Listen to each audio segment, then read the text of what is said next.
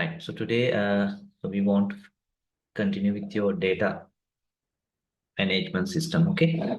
Right. So we have done one past paper and some selected questions we have done in second papers also. Let me double check which one we have done. I think we did 2023 paper one. So about in 25 questions, multiple answers are possible. Okay. Multiple correct answers are possible. Okay. Question number one. Which of the following statement is are true regarding object database concepts? Right, object database concepts. The typical components of an object are state and behaviors, obviously, right? Every object has state and behavior. That is from object-oriented concepts in semester one. That is correct. An object cannot possess specific operations defined by the programmer. Of course, object can have operations because this is object-oriented. Okay. So therefore, remember, you can have only the type or type and operations. Type and operations. Okay. So idea about object orientation is give some operations also. Maybe simply getters and setters, or maybe in create object, retrieve related data. Okay. So give a bit of functionality to the database itself, rather than we relying on stored procedures and triggers and so on. Okay. Right. So cannot is wrong. Of course, object can have operations also. There is a difference between object-oriented and relational. Other than, of course, support for inheritance. This is the other additional feature. That is wrong. Transient object. Remember, there are two types of objects: transient object, persistence object. Transient objects are objects we create in the program, but we are not interested in saving those values, like controller class. Okay. Or any other temporary thing. But persistence objects are pretty much your entities, business domain classes like customer, order, payment, student, okay, course, and so on. So those things we want to save. Transient objects in object-oriented programming languages, OOPL, exist only during program execution. Right? Program execution. If it is transient, yes. Right? So because after execution, you don't need transient object. Okay. It's a persistent object that we persist. So I'll say yes. Yes. An object-oriented database can extend existence of objects and be stored permanently in the database. Yes. If it is not object-oriented databases, objects are only during the runtime. But when we use object-oriented databases, now the object exists after the execution also in the database. Because database is also just storing objects. Correct. Persistence objects in an object-oriented database cannot be shared by other programs. Of course, the idea is your database is accessed by multiple programs. So therefore, this application create the object. Persisted the object, maybe this application retrieve it and maybe update it. Okay. So therefore, it says cannot be shared. Of course, if you can't share it, what is the purpose of database? So that means again, we are going back to each application having its own database. That doesn't work. That is unnecessary duplication, right? Because it says cannot be shared, that is wrong. Right? So the answer, my answer is A, C, and D.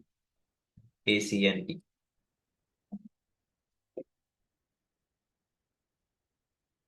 Yes, A, C, and D.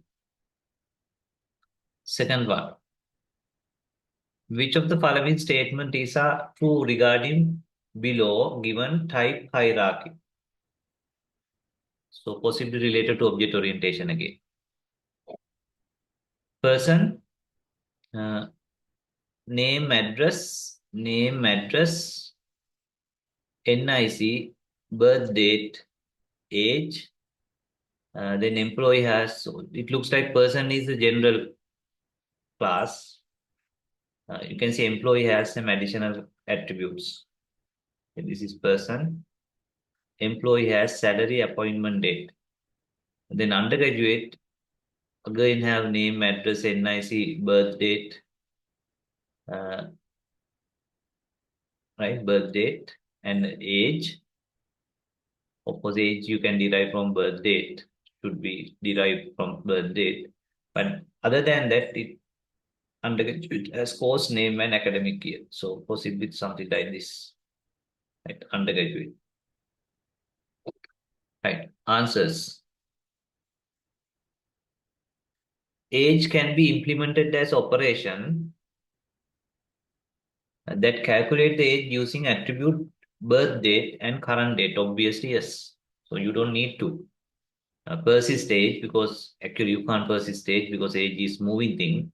From the birth date, of course, birth date you need to persist. From the using the birth date and current date, that operation can calculate the age. Perfectly correct.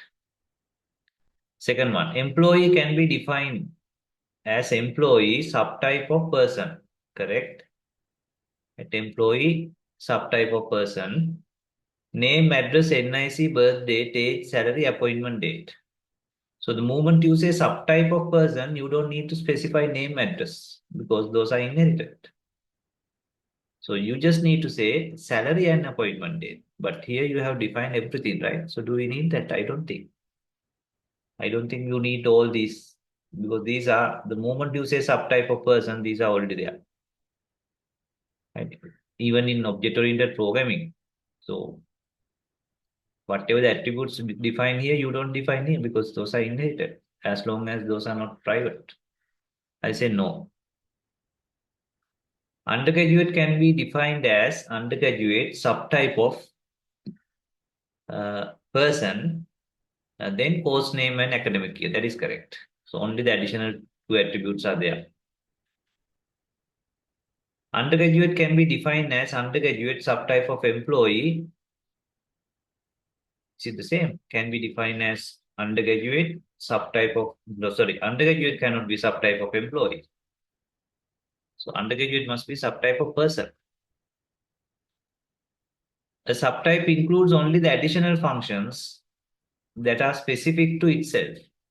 Additional functions. Is it functions or attributes and functions? So additional because it says only the additional functions. No, subtype can have both additional attributes and additional functions. Because of this word only, I'll not go for this. I'll not go for this because it says only additional functions. Okay, I'll go for A and C. I'll go for A and C. Yes, A and C. Right, third question. What is the most suitable database model for the below e-commerce website? So this is very famous question, right? Giving you a scenario and asking what is the best approach. Shopping cart, the moment you see shopping cart, usually you go for key value. Okay, usually we go for key value because that is the exact example given in your note as well. Okay, but anyway, let's read it. The shopping cart on e-commerce website records data pertaining to individual shopping sessions. Okay. Normally, customers who visit the website fill the shopping cart and later change their minds about buying the selected items more than those who proceed to pay. So that means they can add, delete items from the shopping cart. Usually, there's a sharp increase in sales and thereby traffic on the website during the peak seasons around holidays or during sales and special promotions. The shopping cart should quickly record and get data simultaneously while ensuring that no item from a cart get lost. Object-oriented, key value, column family, graph, relational. So this is typically we go for key value, right? So this is a typical example given in your note also, right? As one of the scenario. So I'll go for key value. Okay. Of course, there's a possibility of relational also, but remember this is your data management system. So therefore, we will look for the best. Okay, we'll look for the best because it says most suitable, right? Of course, even relational data, for example, final year students, they implement this using relational databases, but best is key value for this kind of a scenario. I'll go for B. Okay, B. Fourth question. Which of the following statements are true regarding structured, semi-structured, and unstructured data? Right. Structured data are represented in strict format. Yes. Defined by database schema. Correct. Okay. Semi-structured data has an identical structure. No. If it is identical structure, it is structured.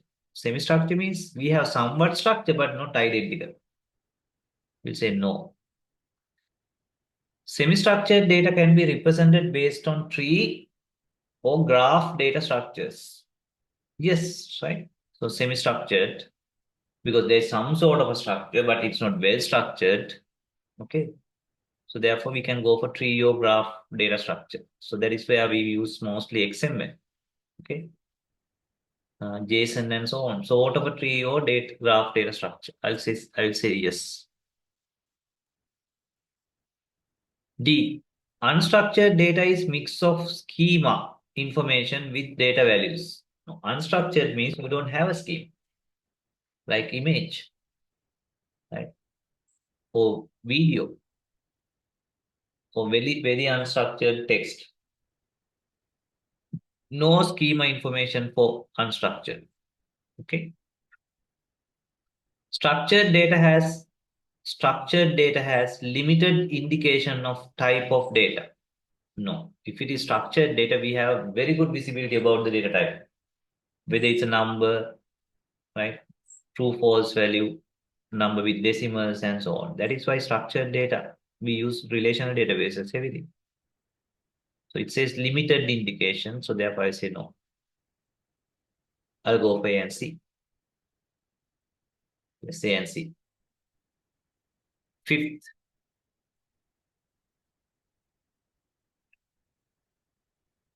which of the following statement is a true for object identifiers in object databases? Remember, object identifiers, the two key features are must be unique and also we must not change it during the life cycle.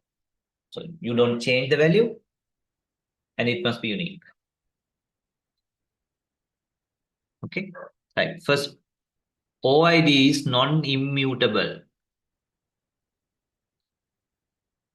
Right. Non-immutable. Mutable means can be changed. Immutable means cannot be changed. Again, now non-immutable means not cannot be changed. That means can be changed. And it's a very fussy, confusing wording examiner is using just to fool you, right? Immutable means cannot be changed. Non-immutable means again mutable. That means can be changed. So no object ID must cannot be changed. You shouldn't change your object ID during the life cycle. So I say no.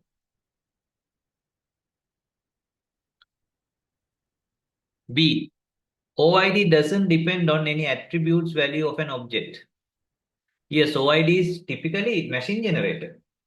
So that is why we prefer to go for machine generated values like hash value, uh, right? A unique sequence or tow number. So it must not depend on any attribute. Or in relational database terminology, we call it surrogated primary key. Of course, now you don't use the word surrogate primary key. So it must be independent from domain values, okay, or users interactions. Does not depend on any attribute value of object. Yes. C. OID of a deleted object. Of course, remember deleted objects OID you must not reuse. Even though the object is deleted, you must not reuse it. OID of a deleted object can be assigned to a new object in the future. No. Right? No. OID must be unique. OID value may not be visible to external user. Yes, usually we don't expose. Of course, if you want, you can expose, but you better not to expose it to the users because for two reasons. One thing is users has no business with object ID because it's for technical things like accessing related data and so on. It may not be visible to the external user. Yes, actually should not. OID is used to create and manage inter-object references. Correct. Right. So OID has two usages. One is uniquely identify the record. Other one is you relate it to another record, just like foreign key. Your primary key become foreign key of another thing. Right. Otherwise, how do you relate things? Right. So this payment is related to this order. So then payments OID must be stored with your order record, order object. So I'll go for B, D, and E. It's B, D, and E. 6. You can see from MCQs, try to score as much as possible. Okay. Which of the following statement is a true regarding student relation? Name, registration number, degree, years. Okay. Number of years. Right. A. Attribute set name is key of student relation. Attribute set name is the key of student relation. Do we have any duplicate values? It looks like no duplicate values. Okay. But is it a good thing to do because we have registration number, right? So when we have registration number, going for name is not a good idea because name can be duplicated. Two different people. Of course, if registration number is not there, I would go for name if you have no other option.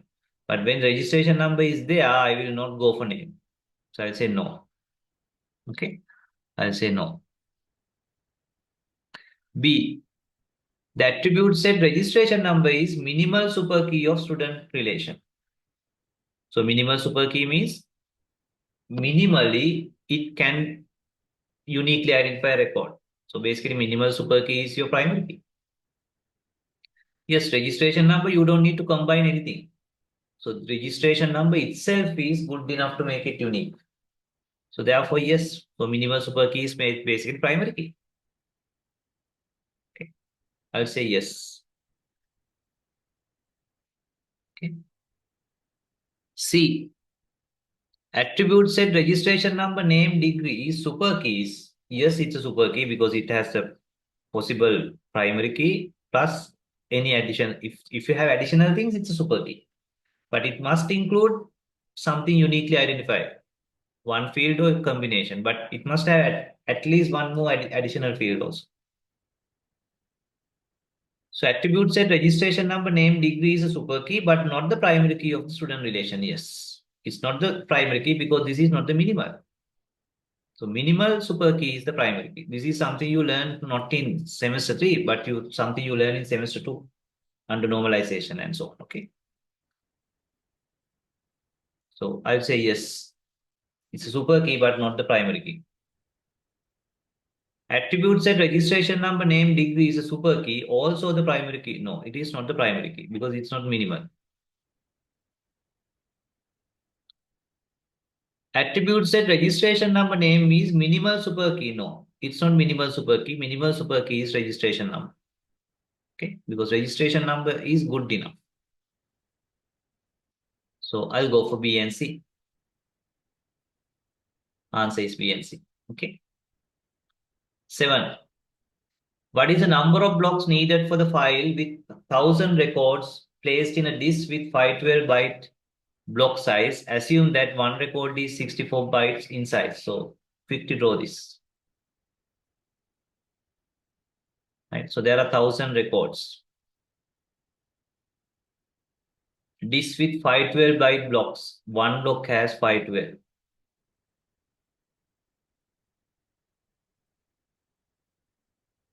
Assume that one record is 64 byte in size. One record is 64 byte. Okay, so the question is number of blocks needed for the file. Number of blocks needed for the file. So first we can calculate block factor. Block factor, that is number of records in one block. So number of records in one block is block size divided by record size. Okay. So block size is 512 bytes. And size of one record is 64 bytes. And bytes to bytes also get cancelled. You get a number now. Block factor is number of records per block. And remember, you need to floor it because usually we go for unspanned. If you have 12.2, you need to take it at only 12 records, right? That's 512 divided by 64. That is 32, 251. Can we divide it further? No, not 251. 2, 5 is 256. Then 16, 1, 2, 8. So then 8, 64. That means 8, right? That means block factor is 8. That means you can have 8 records, right? 8 records in one block. But we have 1,000 records. So therefore, number of blocks is 1,000 divided by 8. Now you need to floor it because if you need 2.1 block, you need 3 blocks. 1,000 divided by 8 is 500 divided by 4, 250 divided by 2. That is 125. So exactly divisible. So therefore, you need 125 blocks. Right? 7, I'll go for A. Yes, A. Okay. Right. 8th question. Which of the following, this is a typical question, right? This is the easiest question you can get. Because every index calculation, you need to do this step. If you still not sure about this step, that means you have really mess up your index calculation. Which of the following indexing techniques require the data file to be ordered? If data file is ordered, you must be using either primary index or clustering index. Okay. Primary index or clustering index. Because those are the two indexes. Of course, that is why you can use only one of those. You can't use both primary index and clustering index. You can use either primary index. That means your primary key field wise data file is ordered. Clustering index means your data file is ordered by a different field, and to that field you create your index file. So these are some other concepts, right? Secondary index, bitmap index, those are related to composite index and so on. I'll go for DNE. DNE.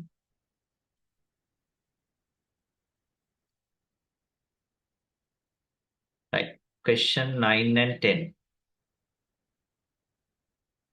Consider the following relations in a database that keeps track of vehicle and vehicle registration details. For answering question 9 and 10. This is your vehicle table. Chassis number, brand, model, manufacturer year. Okay, chassis number is the primary key, underline. The registration number is the primary key. Again, chassis number, possibly that is a foreign key. Then name, I don't know why you are keeping name again. Maybe the owner's name. Okay, owner's NIC and registered year. Okay, right. So if you think about normalization and so on, this is bad, but maybe this is not a relational database. Okay, which of the following statement is are true regarding constraint violations in vehicle and registration relations? Right, these are constraint violations. Uh, okay, can you see any issues, data issues? These are unique. Right, these are unique. Fine. These are again unique. Yes. Fine.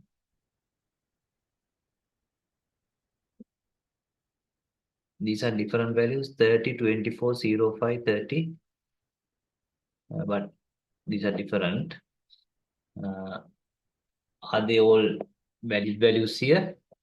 Chassis number SV30 66 0169266. Correct. It's already there. SV24 0175245. Yes, its referential integrity is preserved. SV05 0345790. Yes, referential integrity is maintained. SV30 0126791. Yes, referential integrity seems okay. Uh,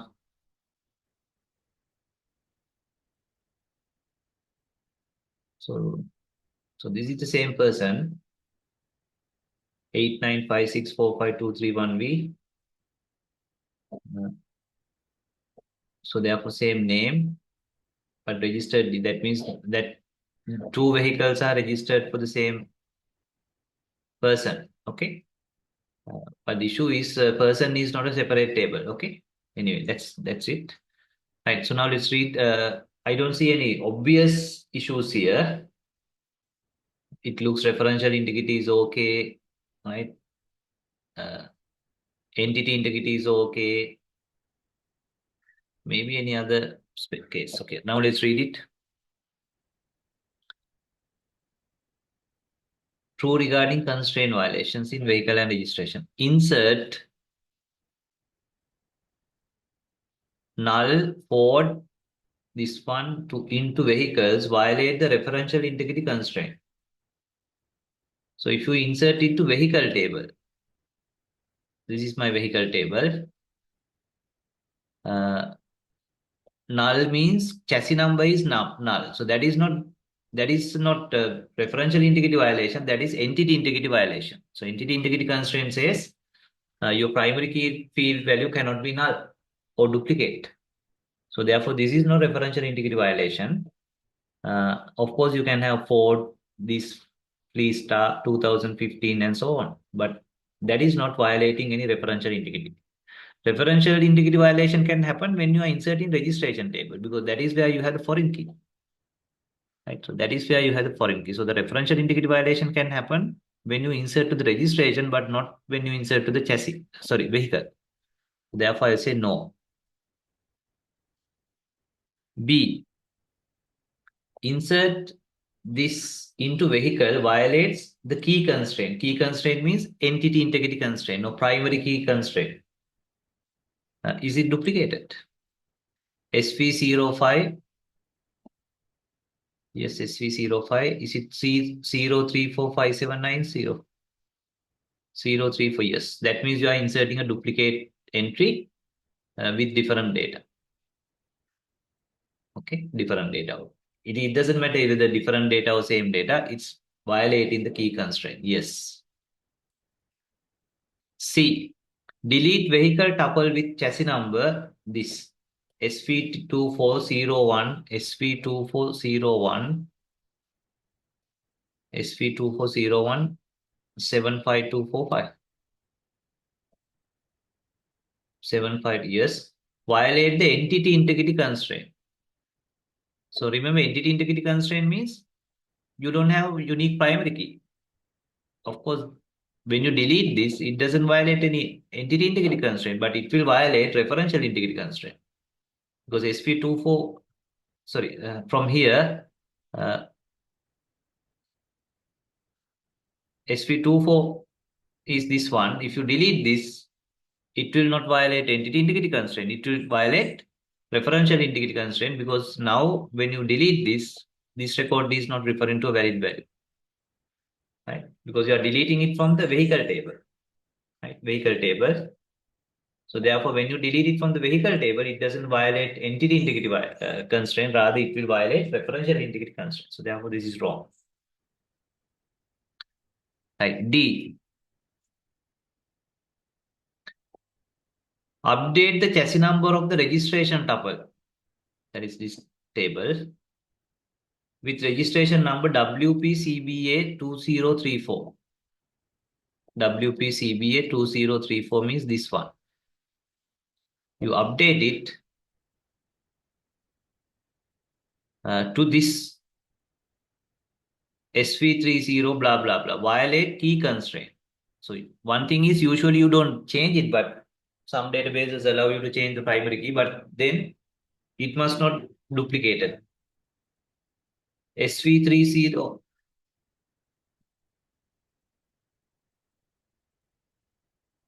Now you change which one? Update chassis number registration table. Chassis number in registration table. Registration tables, chassis number. You change this. Let me erase this.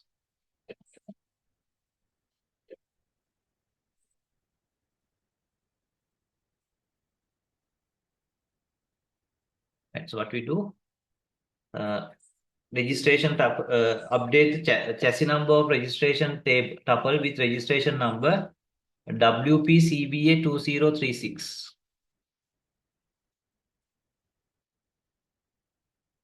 And this one's chassis number, you change it to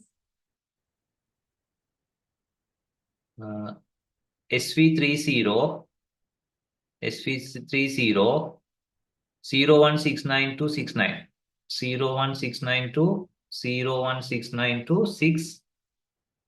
You change this to 69. Right. So then this is not a valid number in this table because it's 66.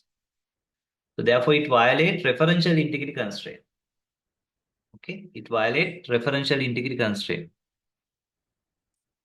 But this one says it violates the key constraint. No, key constraint means entity integrity constraint. So it doesn't violate the key constraint because anyway this is the foreign key, not the primary key. You're changing. So therefore I would say no. Update the chassis number of the vehicle tuple with chassis number. So to violate, so which table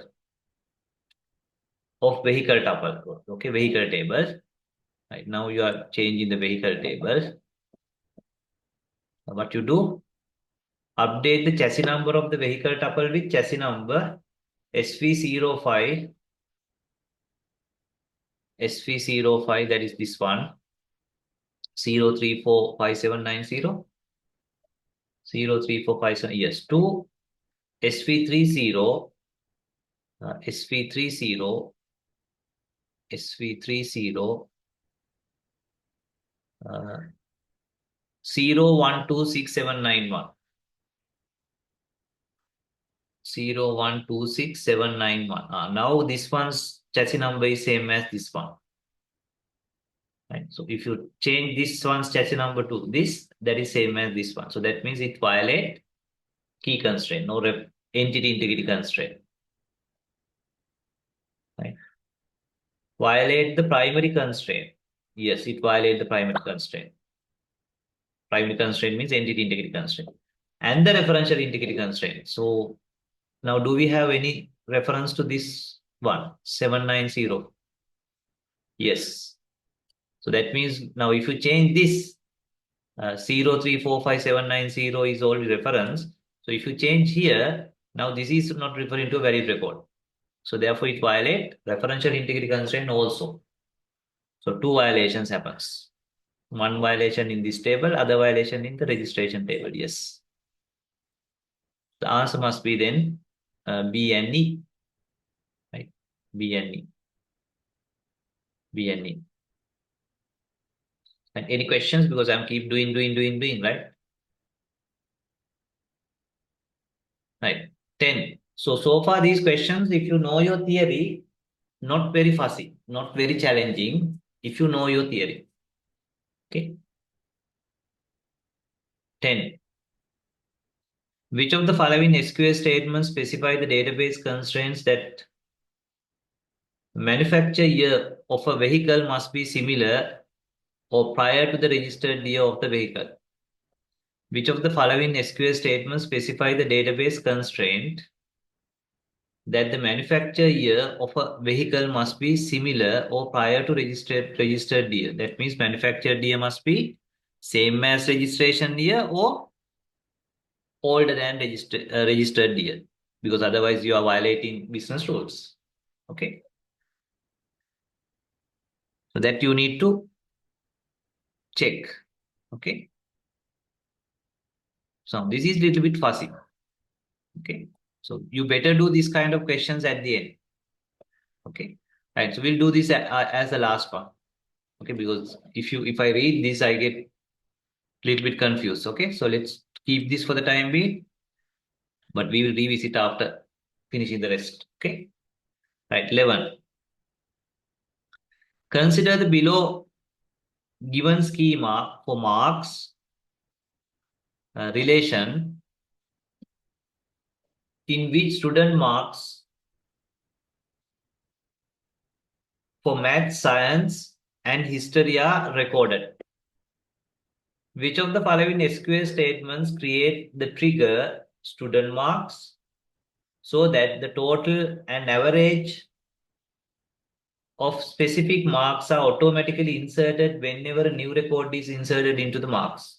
So where do we have the average mark and total mark? Total and average mark, okay? So this marks table has your total and average is also there. That means total and average for this student.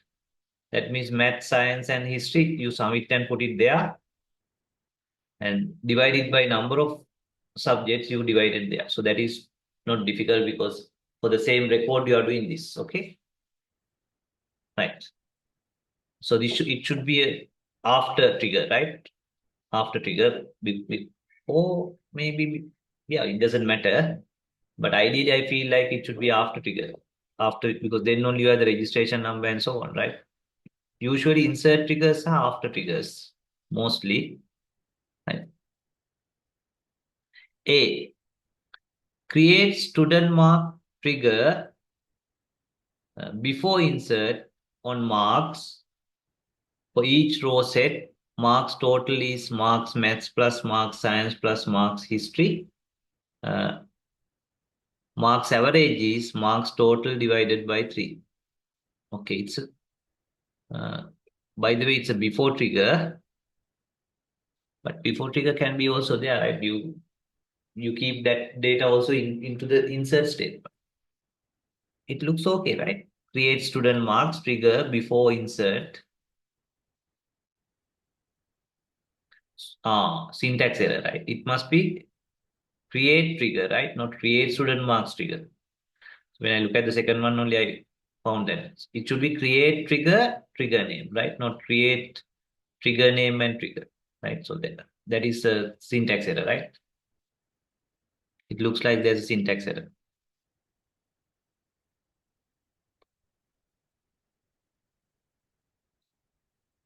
B, create trigger, that syntax is correct. Create trigger student marks before insert on marks for each row set. Marks total is marks math plus marks science plus marks history, comma, marks average is marks total divided by 3. So my only concern is, will before trigger work, but otherwise it looks okay. Okay. Right. Next one, create trigger student marks after insert on marks for each row set, marks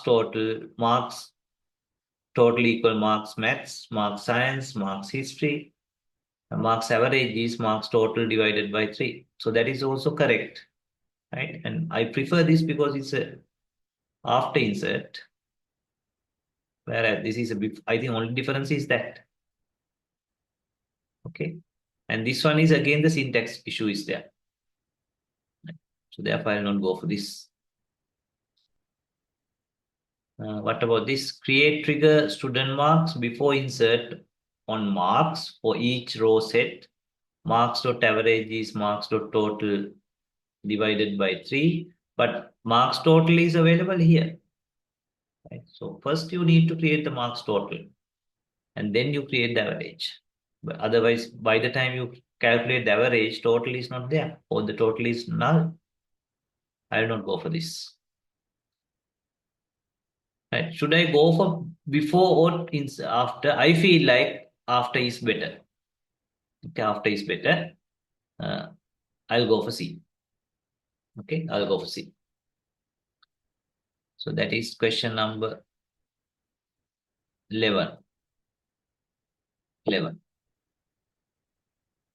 Examine as used before trigger. Okay. I think both okay. So what is the advantage of going for before? Is it performance? Anyway, we can go for before because all the data is already available, right? But I thought first we need to save those values and then only those values can be used in a trigger. That is why I went for a after, right? But examine as selected before because maybe those data is already there, right? But my concern is no, I think trigger is not reading those data from the table.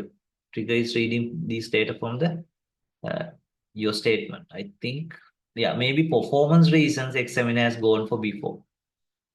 By the way, shall we ask that from ChatGPT also? Just to check. I don't know whether ChatGPT can read this because it's a huge. Let's give it a try.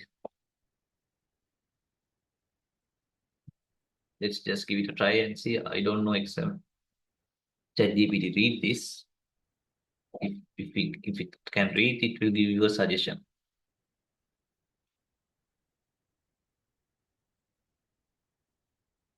I'm not saying that the examiner's answer is wrong, but I I'm just confused which one is the better.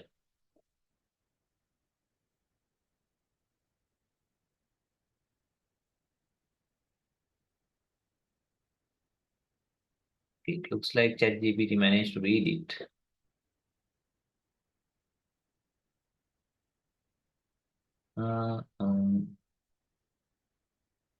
If the total and average columns are part of the marks table, then their values need to be set before the insertion. Uh, blah, blah, blah.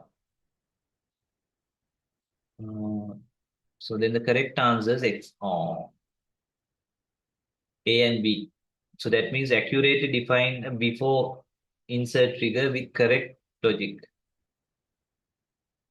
It says both A and B. Both A and B. But I think the A has a syntax error, which it looks like, yeah, A has a syntax error. Definitely ChatGPT has not found it, right? But it looks like ChatGPT also saying that you must go for a before trigger, okay? Not the after trigger, okay? So therefore, let's settle for that anyway. ChatGPT say A and B both are okay, but actually ChatGPT has not figured out this. There's a syntax error, okay? So definitely is wrong. But anyway, examiner's answer and ChatGPT is also confirmed that B is the better, not the C. Let's again read the description why after is not good. Uh, after trigger, which is not suitable for updating columns that needs values during the insertion. Oh. So if it is mandatory, so you need those values. Is it mandatory? That is my next question.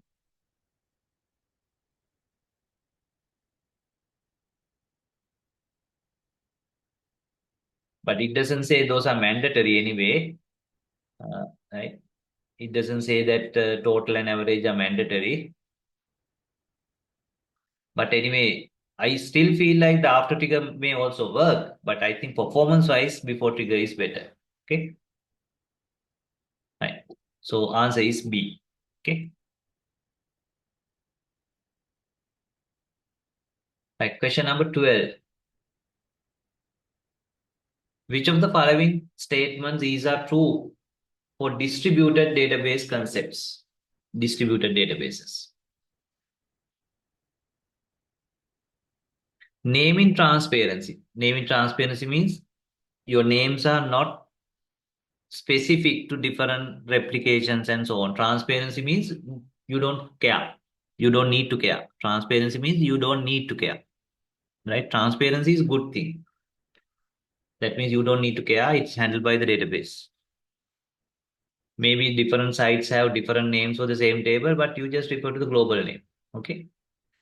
Right. Naming transparency allows an object associated with a name to be accessed without giving additional details. Yes, such as location of the data.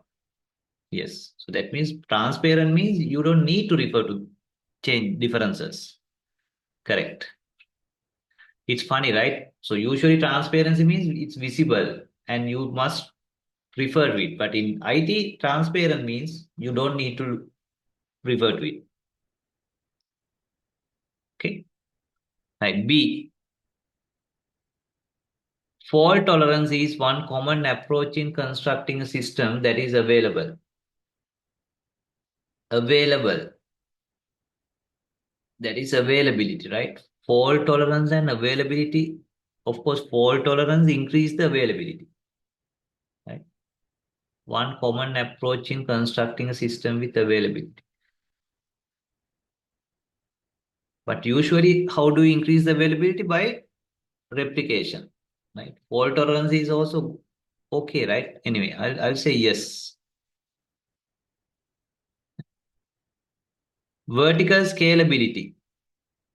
Right? Remember horizontal scalability, vertical scalability. So horizontal scalability means you add more sites. Vertical scalability means usually you add more high performing servers and so on. Vertical scalability expand the number of nodes. No, expanding number of nodes is horizontal scalability. Okay. Vertical scalability expand the number of nodes in distributed system, while horizontal scalability expand the capacity of the node. Increasing the capacity is called vertical scalability. This is directly from your text note. I say no. Design autonomy. Autonomy means we have the freedom. Design autonomy determines the extent to which each node can decide on sharing information with one another. Is it design autonomy? No, design autonomy means we have the autonomy to design our schema, local schema, and using different names and so on, right? I don't think that is uh, something to do with sharing information with other nodes. I don't think so. Okay. Partition tolerance. Partition tolerance means when one partition is down, still other partitions can work. That is called partition tolerance. That is again straight from your note. Partition tolerance states that system should have capacity to continue operating while the network is partitioned. Partition means one part is not working. Yes. So when system is partitioned or one part is not working, still other part should be able to work. I'll go for A, B, and E. Right? A, B, and E.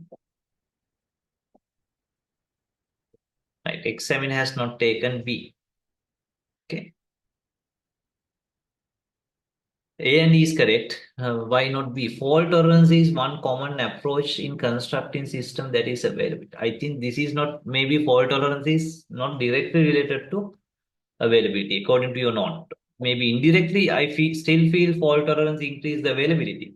Okay, but maybe those are two different concepts, right? So let's read the note. Fault tolerance, distributed databases. Let's search for the fault tolerance.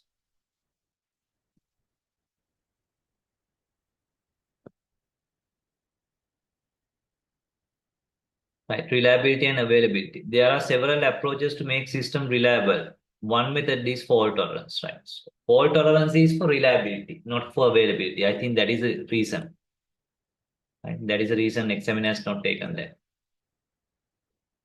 So this question says, answer says, fault tolerance is one of the common approach in constructing system which is available.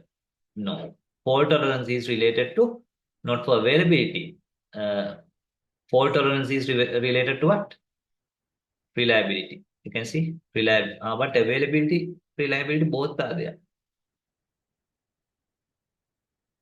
But no, your note directly says that, right? Your directly says there are several approaches to make system reliable. One method is fault tolerance. That means you're not relate fault tolerance to the reliability, not for availability. Okay, not for availability. Okay, not for availability. Right. So that is why you can see design autonomy.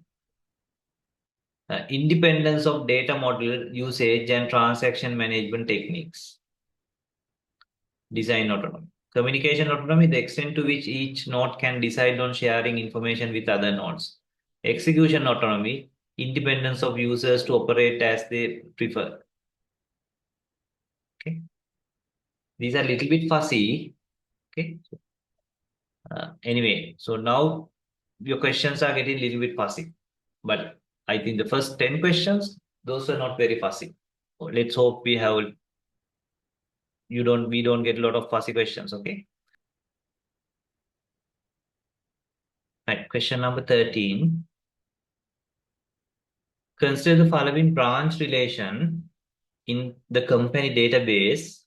Which of the following fragmentation conditions could be used to reconstruct the original branch relation? Right, so when you reconstruct the data, you must not lose anything. Okay, you must relate it properly also. Right. So let's look at branch. Have they mentioned about vertical or horizontal fragmentation? No. Yeah, just fragmentation condition. Okay, nothing. Right. So branch, you have the branch ID, branch name, address, total employees. That is total employees for the branch, and the manage ID. Okay. A. So that means after union or whatever this, you must get all the records, right? And reconstruct the original branch, yes. So at the end, you must get all the records, all the fields, no duplicates and nothing, and no omissions. Right. First one, branch from branch one. So this is from branch one, this is from branch two, maybe two partitions, two fragments. This is total employees less than 100. Branches having total employees less than 100 in here. Greater than 100 here, but then what happened to 100? Right? If there's an employee with 100 record, 100 total employees, that is in neither this branch nor this branch. So therefore, this is not going to work. Okay. Second one. Now this one looks okay. Less than 100, greater than 100, equal to 100. Of course, that is a crazy way of fragmentation, right? Not very practical, but we can reconstruct the total relation. So therefore, I'll go for that. Let's see.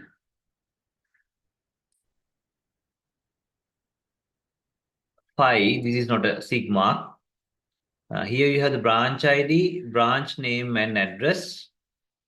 Here you have the branch ID. It must be because otherwise you can't reconstruct. that is primary key must be duplicated. So already we have branch name and address. Now here you have total employees and manage ID. Yes, that is also fine because this is two. Otherwise you can't uh, combine them. And all the fields are there, nothing less, nothing more. So that is correct. D, uh, branch name address with the primary key. And here you don't have the primary key. So therefore you can't combine. You can't uh, join these two because there's no common field. Without common field, you can't combine. Okay, you can't combine the fields. What about this?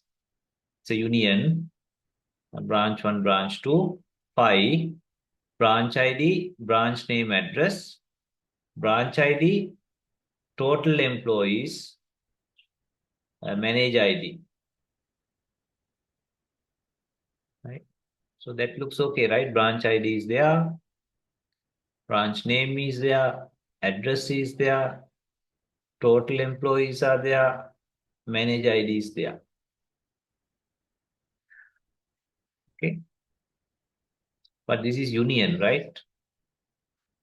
So when you have different fields, usually we do joining, right? Union. Union is usually we do union when we have sigma, not for phi. Okay, not for phi. So therefore, I feel like this is not going to work. Shall we just go through your note because there were some examples like that. Okay, distributed databases. There was distributed databases.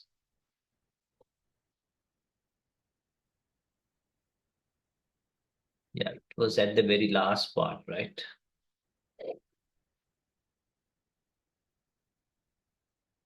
Query, partition queries.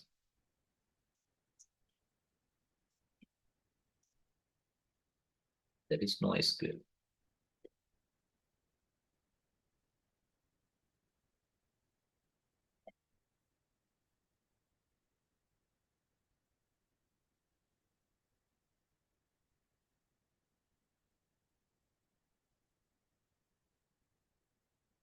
So this is two subsets of column, two subsets of column. Uh, right, so this is sigma. Horizontal fragmentation, you go for sigma. Okay. Then you union, taking the union of the fragments. So two sigma segments or fragments are there. Those two you need to take union. Right. So what about if you go for vertical fragmentation? Right, so this is sigma. This is sigma. That is horizontal fragmentation. Right. Vertical fragmentation. So remember, it is a must to include the primary key or some unique key attribute in every vertical fragment. So that is why I removed one of the answer. Then can we do union or should we do vertical fragmentation?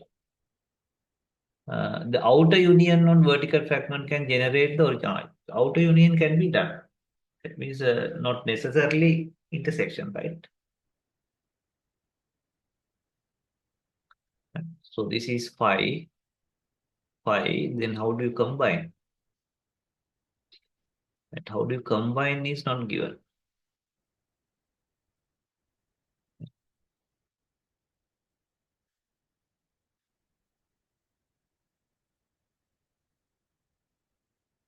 How do you combine is not given. So then union should work, right? So then why do we have intersection here? Yeah. So then I will go for this one also. Because in your note, I can't see how it is combined. So therefore I'll go for this. Therefore I'll go for this. So I'll go for B, C, and E. B, C, and E. At 13. Oh.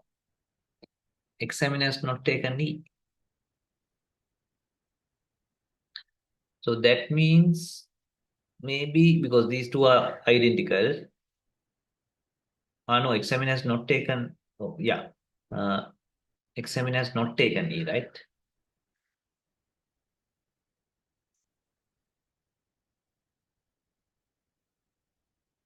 So that means these two are identical, right? Branch 1, branch ID, branch name, address, branch ID, total employees, manage ID. Only difference is here it use uh, join, here we use union. So that means because of the union, examiner has not taken D. Sorry, not taken E. So because these two are identical, only difference is join and union. So that means examiner has not taken union when we have five. When we have sigma, yes, it has. They have taken union. So shall we do another search somewhere just to double check whether when we five can't we use union? Usually union is union records, right? I think, yeah.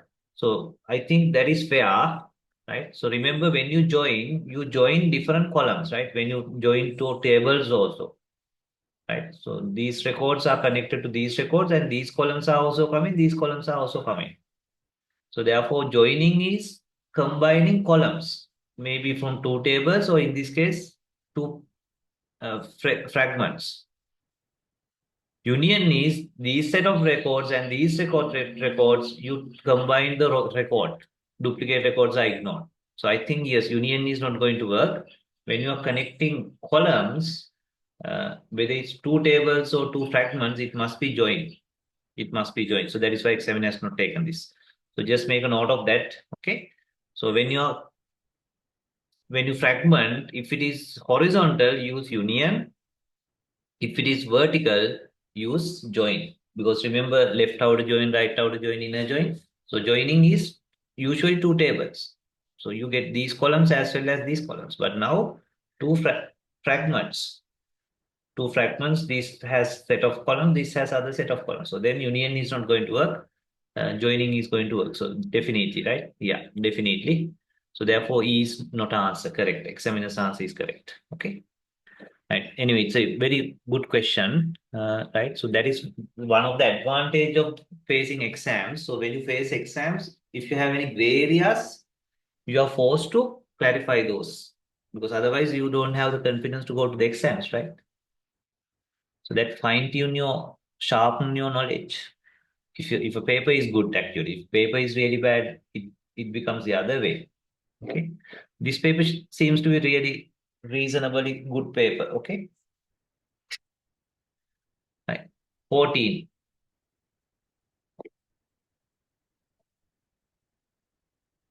Consider the employee relation in company database.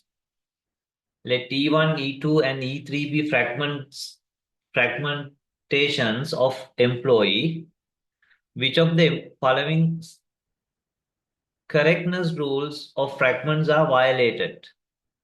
Okay. Again, let's read it. Consider the employee relation in the company database. Let E1, E2, and E3 be fragment of employee. Which of the following correctness rules of fragmentation are violated? Okay. Right. Employee table has employee ID, which is primary key, name, designation, hire date, basic salary, department ID.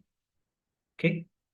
Right. So this is a fragmentation one.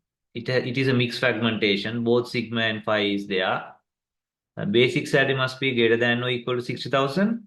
And you are keeping only employee ID, name, and basic salary. This is you keep employee ID. First, you take the employee ID, name, and basic salary. Name and basic salary, it's the same thing.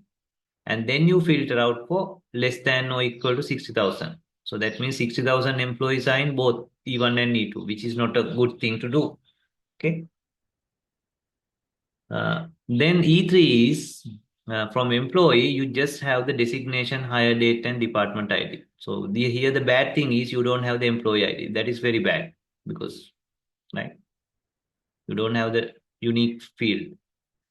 Right. So now let's look at the answers. A. The question is which of the following has violated? Okay. Reconstruction is violated because E3 doesn't contain primary key. Yes, because when you don't have the primary key, you can't reliably combine with other fragments. That is correct, right? So every fragmentation, you must have the primary key, whether it's horizontal or vertical. Okay. Right. B. Completeness is violated because E3 doesn't contain primary key. Completeness. Of course, E3 doesn't contain primary key, but what is mean by complete? Completeness means you have the all the records, so all the fields, right? All the records, so all the fields. That is called completeness. Uh, yes, of course, here you don't have all the fields, but the issue is still you don't have the primary key, right? Right. Doesn't contain the primary key, but is it completeness? That means what? Where do we have the other fields, right? Where do we have the other fields? Okay, let's keep it. C. Completeness would be fine as all tuples and columns are stored. Is it for overall now? This one is fine for the completeness, right? This is additional thing, it looks. This is additional thing, but here there's additional, some records are duplicated, but still it is complete. If you consider overall, the completeness is not violated. Okay? Completeness is not violated. Overall, if you take all three, so then this is also not violated. Okay? Okay, let's keep this open for the time being. Disjointness is violated in E1 and E2 as basic salary 60,000 appears to be duplicated. Yes, 60,000 is duplicated. So disjoint means things available here should not be here. That is what is by disjoint. So remember, this is joint, this is disjoint. Disjointness means same unnecessarily you must not duplicate. So it looks like it is violated, right? Because 60,000 employees are in both. That means that 60,000 employees are in both. That means it is not disjoint, it is joint. Right. E. Completeness is violated as all tuples and columns are not stored. No, all tuples and records are saved, right? So here all the less than 60,000 guys are, greater than 6,000 guys are there, less than 6,000 guys are there.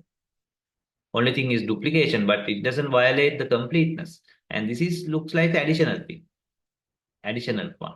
But here we have bad feature, that is primary key is not there, but it doesn't violate the completeness, right? Of course, some other things are violated, but not the completeness. Okay.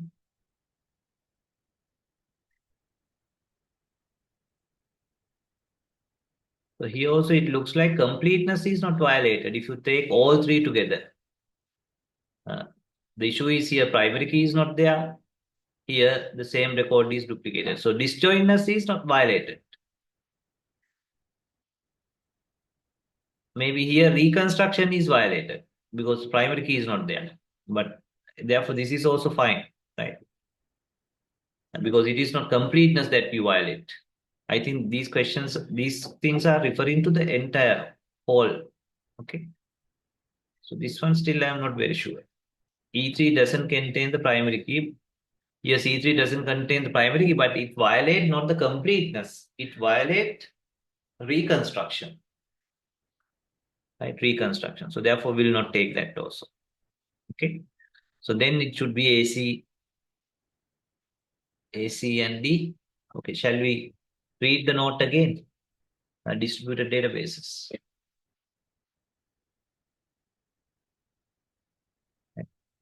What are those three properties?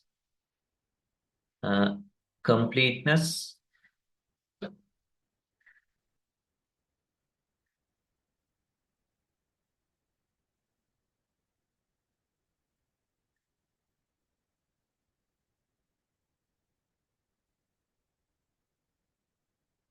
disjoint,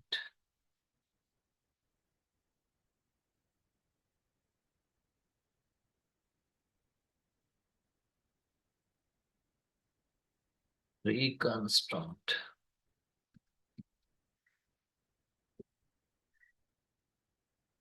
Reconstruction of the original relation is done by taking the union of all fragments. Of course, that is horizontal. Okay.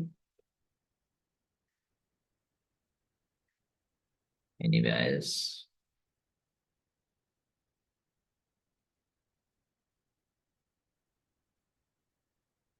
Then what about disjointness? When there are no replication, all fragments must be disjoint. No tuples in relation R can be seen in more than one site. But the replication of primary key should be expected. So replication of primary key doesn't violate disjointness. Okay, I think that is fair. I think, yeah, that is fair. So that is disjointness. Then reconstruction. Yeah, reconstruction is there. Right. So those are three different concepts, right? So therefore, it looks like completeness. So this is not violating completeness, right? E3 is not violating completeness. It is violating reconstruction because the primary key is not there. Yeah. So therefore, we'll settle for ACD, right? ACD. Okay. 14. Yes, ACD. Right. Again, make a note of that. What is disjointness? What is reconstruction? Right. Disjointness means no record is duplicated in two places. Uh, of course, disjointness is not a must. Sometimes we need to replicate. So then disjointness is violated, but that is fine. But reconstruction, you must not violate. Okay. Completeness, you must not violate. Disjointness, you can violate. That means you want to duplicate data, right? For better performance. Right. So the answers are A, C, and D. A, C, and D. Okay. A, C, and D. At 15th.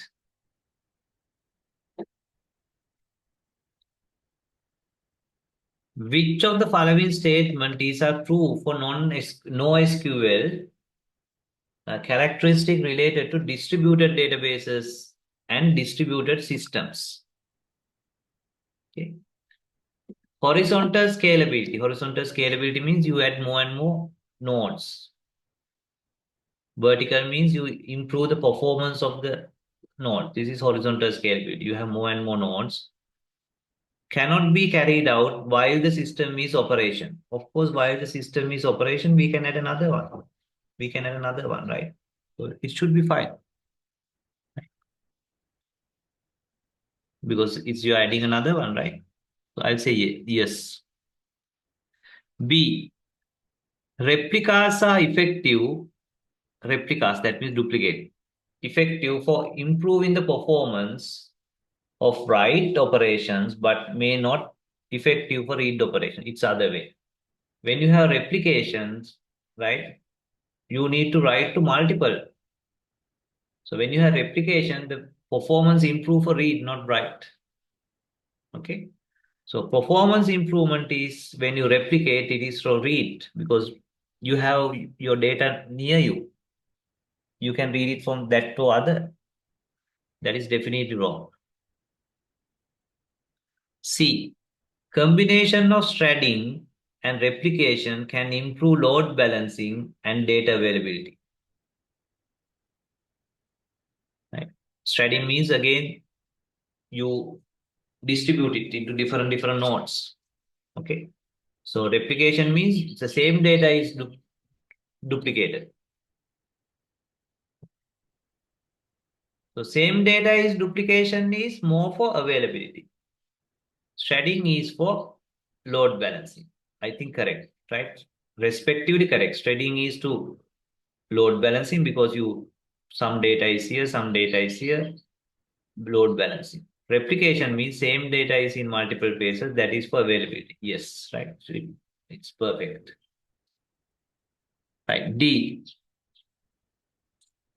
Master slave replication. Master slave replication means you only update the master. You are not supposed to update the slave. Master will update the slave. You can only read from slaves. So therefore, read efficiency is high, but your data inconsistency can be there in master slave. Master slave replication models use slave as the source of write operation. No, it is the master that you write. Completely opposite. E. When there are no further updates, eventually all the nodes will with the replication inconsistencies will synchronize and update to the same. Yes, that is called eventual consistency. Sometimes what we need is this. You don't need immediate consistency, but eventually it must be consistent. That is good enough in social media and that kind of thing. That is not good enough for bank transaction and so on, but good enough for social media, content management, and so on. So I'll go for A, C, and E. Right? A, C, and E. Oh, A is not taken. Examiner has not taken A. Why? Horizontal scalability cannot be carried out. Ah, it says cannot be, right? So I completely miss it. I read it as horizontal scalability can be carried out, but actually the answer is cannot be carried. I told you that we can add other nodes without issue because it's you're adding new nodes, but answer is cannot be. Actually, I read it as can be. Okay, so therefore, definitely it's not answer. Right? It is my carelessness. I read it as can be, but actually it is mentioning as cannot be. Okay, right? Anyway, it's not answer. Definitely answer must be C and E. Okay. Right. Which of the following statement is are true regarding unordered records? Right? Unordered. Those records are not ordered. Searching for a record is done by linear search. Of course, yes. If you have unordered, you can't do binary search. So you have no other option but go for linear search. Modifying a record may require removing the old record and insert in the modified record. Unordered record.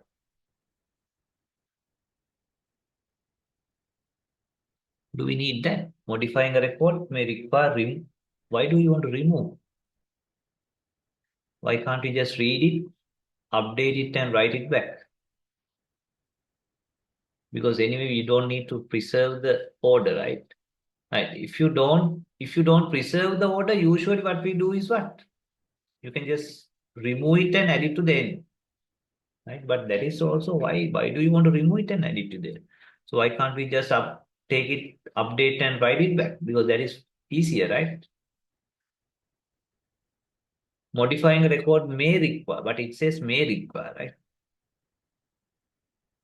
Anyway, I'll say no. Why do you want to do this?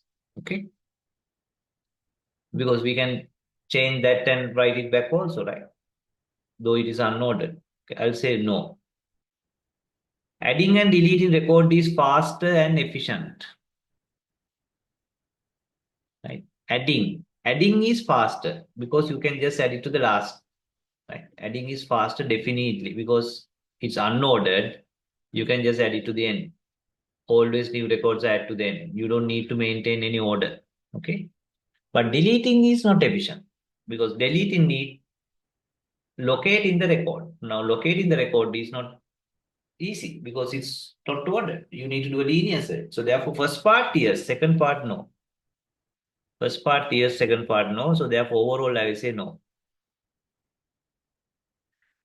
D. The average amount of blocks needed to be searched to find one record is quarter of the number of blocks in the file. No, it's not quarter. Average case is half because it's not ordered. They talk about unordered. If it is unordered, worst case last block, best case first block, average case half middle point. Okay, not the quarter, half. E. Records are entered into the file in the order in which they are received. Yes. So just the order we receive, we just enter because you don't need to maintain any sorting order. Right. Then and there when we receive, we just put it into the correct, right? So I'll go for A. B, I am not very sure. Therefore, I'll not go for that. I'll go for A and E. A and E. 16. Right. Examiner has taken, okay, A and E are correct, but examiner has taken B also. Modifying a record may require removing the old records of course this can be done, but why do you really want to do that? That means because there's no order. This answer says you can just remove this and add it to the end. But my concern is why do you need to do that? Why can't we just take it and update and write it back? That block. I don't know. Right? Anyway, maybe examiner has taken this because it says may require, because this is a possibility, right? Yeah. If you take it as a one possibility, yes. But I don't know whether this is the best possibility. Okay. Uh, yeah, I think examiner is just thinking about it as a possibility. By the way, shall we ask it from ChatGPT also? Anyway, ChatGPT also will find it very difficult to answer these questions accurately because these are a bit of fuzzy, right? The selection of words are a little bit fuzzy.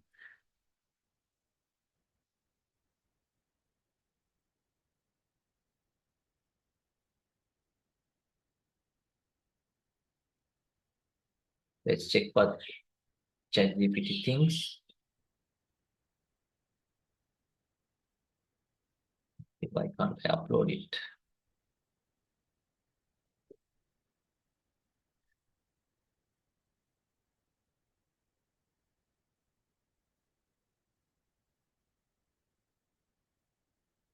ChatGPT says A, B, and E.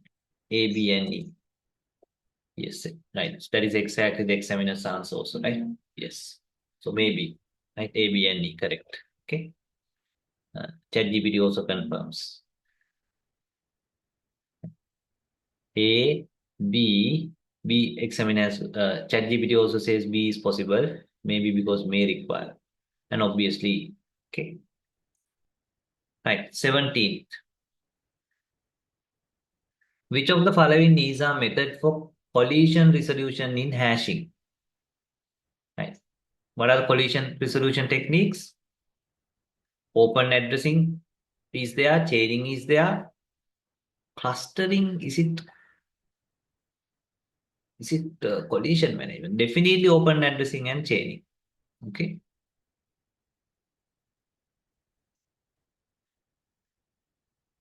Uh, I don't know what is clustering can be done. Clustering means you connect, combine few buckets and consider it as one thing. But is it a collision resolution? Is it basically a collision prevention technique? But indirectly, it's a resolution also. But this is after collision happening. Yes, we take these actions, right? Collision has happened. Now you want to resolve it.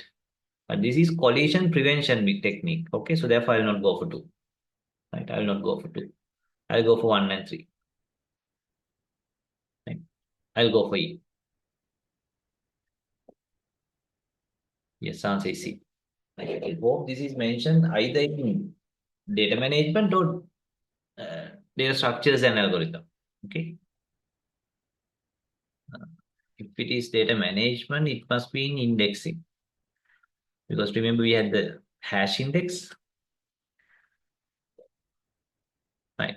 So yeah, we are somewhere. You can see Hashing techniques for storing database records, internal hashing, open addressing, and the program scans the subsequent location, right? So that I hope you have understood that.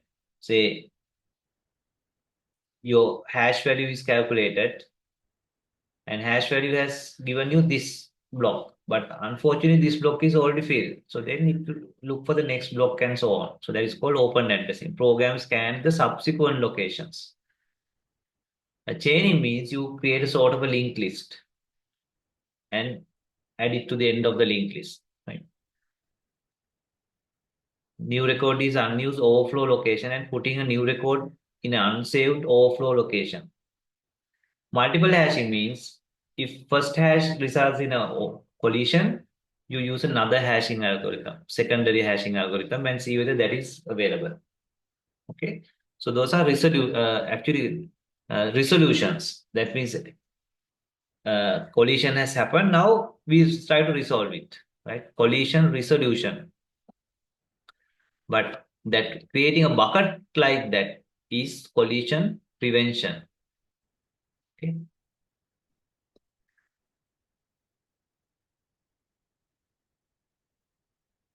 Um,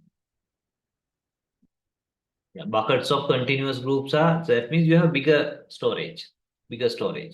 Okay. But it is not a resolution, it's more prevention. Have they mentioned like that? It should be.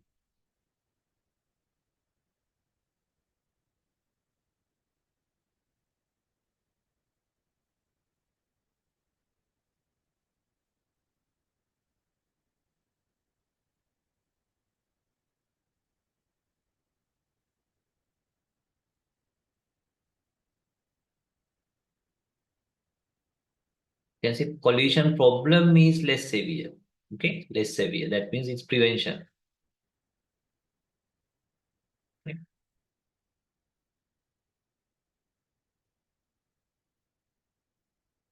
Yeah, so just keep a note of that. Okay, so that will reduce the number of collisions, clustering, because now we have bigger storage for each hash value. Right? But these are when collision happens, now you try to resolve it by looking at the nearby areas or linking it to another block. Linking it to another block. Okay. Answer must be E. 18. How many block accesses are to be performed for binary search on the index file based on scenario given below? Okay. There are an ordered file. So the file is ordered. A clustering index that is not ordered not by the primary key but rather by some other field. Ordered on non-key field, region code, right? Region code with 100,000 records on the disk. 100,000 records are there. With block size 2048 bytes. 2048 bytes. The region code fields contain 2000 distinct values. So if you have 2000 distinct values, you need in the index file, you just need 2000 records. For each region code, one record, because then that point into the first block of that region code. And that block will have a pointer to the other block if the region code is in the next block also. Okay. Uh, Consider that the index entries consist of 6-byte long region code and 6-byte long block pointer. That means one record is 4-byte and 6-byte, 10 bytes. 10 bytes, that is index file. Okay. So if it is 10 bytes, what is the, now you need 2000 records, right? 2000 records. And again, we can assume that it use the same block, right? Same block. So therefore, we can assume again it's 2048 because not mention anything else. So therefore, what is the block factor for the index files? Right? Block factor for the index file is number of records in block. So one block is, we can assume 2048 divided by size of one record is 10 bytes. So that is, we need to, block factor means how many records in one block. You need to floor it. Okay. So that is 204.8. That means you can have only 204 records. We floor it. Okay. 204 records. So then how many blocks are required? Number of blocks for the index file. One block you can keep 204. Okay, one block you can keep 204, but you have 2000 entries. That is 2000 divided by 204. You need to seal it, because you can't say 1.8 block. That means 2 block. Right? So 2000 divided by 204 is 1000 divided by 102. Okay.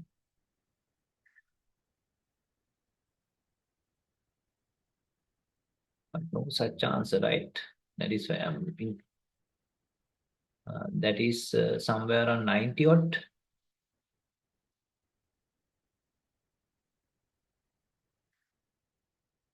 Yeah, 9, 18, 1.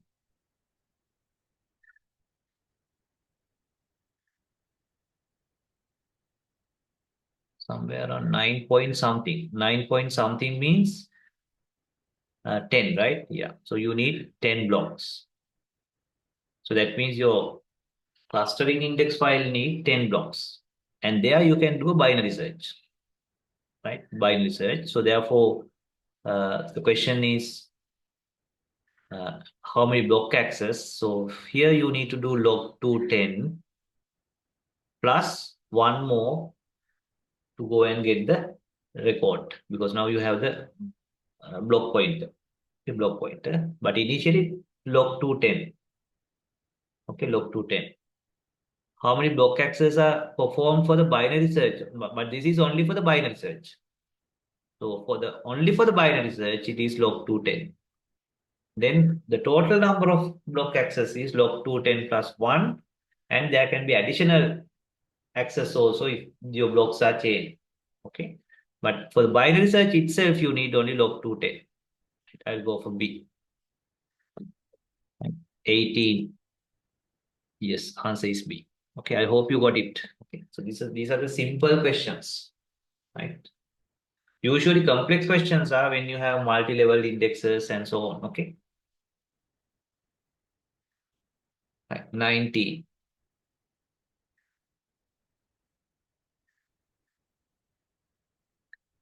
Which of the following statements are true regarding partition hashing? Partition hashing. Partition hashing.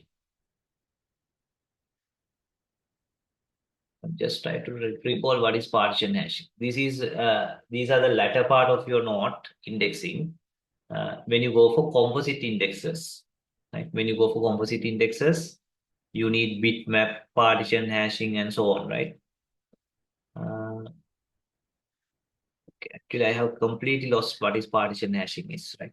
So shall we just look at the note, because I'm really sorry I can't figure it out. What is it? I can't remember. I can't recall.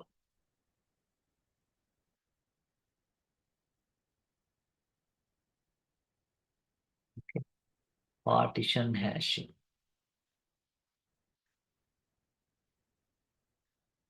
This is, I think, composite indexes.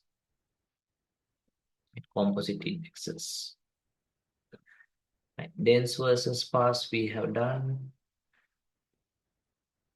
So this is multi-level hashing.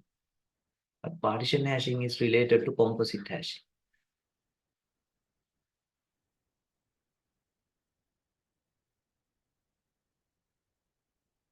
Still, we have come to that.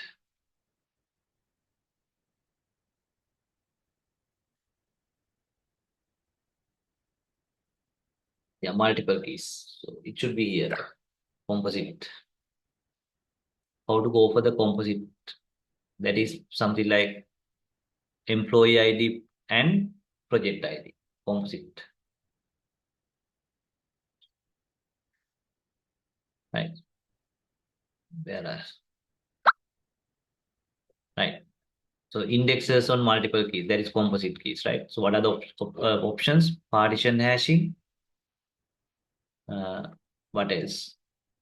Partition hashing, grid files, zip files. Right. So those are the two things, right? Yeah. Those are the two options. Of course, the hash index is something different thing. So what are the two options?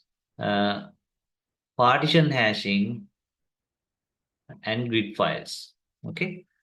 Right. What is partition hashing? Partition hashing is an extension to static external hashing when search key value is proved provided. The hash function always compute the same address which allows access on multiple keys. This is suitable only for equality comparisons, right? Partition hashing is for equality comparison, not for range. It doesn't support range queries. For key consisting n attributes, n separate hash addresses are generated. Okay. The bucket address is concatenation of these n addresses. For n key, so that means your composite key has n number of keys, n number of hash addresses are generated, and those are combined to get the bucket address, and that is where your record is. Okay. So that is why range queries, it is not going to work. So then you can straight away go, you generate the two hash values, you combine it, and then that is your bucket address. You go there and your record must be there, right? So that is very fast. Okay. Say department ID and GPA are hashed into 2 bits and 6 bits. So department ID you get 2-bit value. GPA you get say 6-bit value. Then this combination is your hash, and this is your bucket number, and you go there, your record should be there. Okay. Advantages, easy to extending for any number of attributes. Yes, you can extend it to 3, 4. There is no need to maintain separate access structure for individual attributes. But the biggest issue is you can't do range queries because it can be very randomized. It can be randomized. Right. Grid files is, I think, better for the range queries. Okay. Well, yeah, different ranges, you get different scale. Right. Say different department ID, different scales, different ranges, different scale. So that is more ordered. Right? Ordered. So therefore you can go for maybe this region, and so on. Okay. We can perform range queries, yes.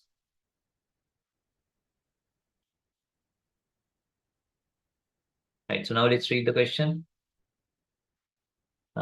Yeah. So partition hashing can easily extend for any number of attributes. Yes. Just add another hashing part because we just concatenate the hashing values to get the bucket number. That is correct. Can handle range queries? No, because those are randomized.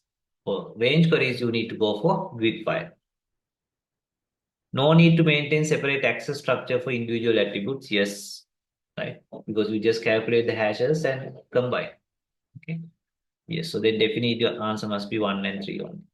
Right. E. E. Right. 20. Which of the following statements are true regarding the index creation? Index creation. Which of the following statements are true regarding the index creation? A. Physical ordering of the data file is disregarded when creating a primary index. That is definitely wrong, right? Because primary index assume that your physical data file is ordered in the primary key. So how can you disregard it? So primary index, assume that your physical data file is also sorted according to the primary key. That is why we go for dense, sorry, sparse index. Wrong. Or an index is an essential part of a data file. Is it essential part? No. Right? Without an index, there can be data file, but only thing is then the access can be slow, but it is not a mandatory or essential part. It's optional thing, but of course, it's we almost all the time using index file, but you can't say it's essential. Secondary indexes can be created in conjunction with virtually any record organization. Yes, because that is why we call it secondary index, right? So secondary index does not depends on physical ordering of the file. That is why you can create any number of secondary indexes. So the physical ordering, you depends on the physical order for the primary index and clustering index. But secondary index, of course, secondary index is dense index, but you don't rely on physical ordering of the data file. Okay, so you don't care about the record organization or the physical file. So answer should be then what? C. So answer is C. 21. So transaction question, right? Which of the following is are properties of level 2 isolation in acid property transactions? That of course you need to memorize. Level 2, level 1, level 2, level 3. Okay. The highest level is uh, serializable. Okay. Actually, I can't remember. You must remember it anyway. Right. What is level 1, level 2, level 3? Let me. Okay, shall you open our note? Because our note, it should be faster to find. Isolation levels, okay? Right. So this is level 1, right? Level 1, level 2. Read committedly is level 2. Right. Level 2, what is right? Level 2. Level 2 is this one. That means dirty reads cannot happen, right? Dirty reads. No dirty reads. Is it only one? A.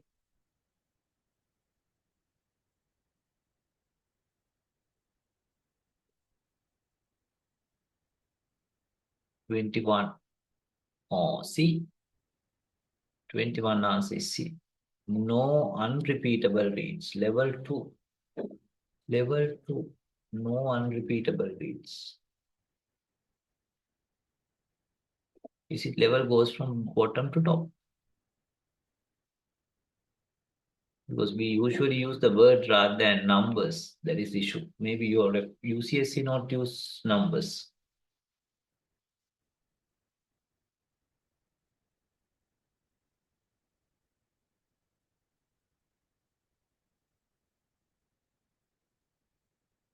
Let's check it from your UCSC note, okay? Isolation levels.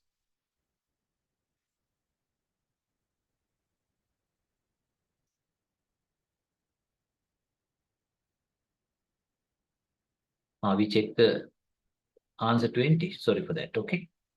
Right, this 21, right? 21. Anyway, 21 answer D. 21 answer is D. Sorry for that. Okay, yes, thank you. It's my mistake initially. 21 answer is D. Right, answer is D. But answer is 1 and 2. That means no, not only no dirty reads, no dirty reads and lost updates. That means level no dirty reads and lost update means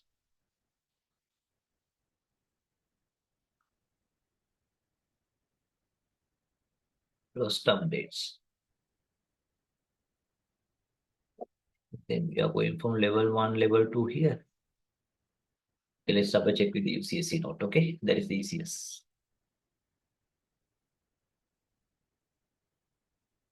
Isolation levels. Isolation levels.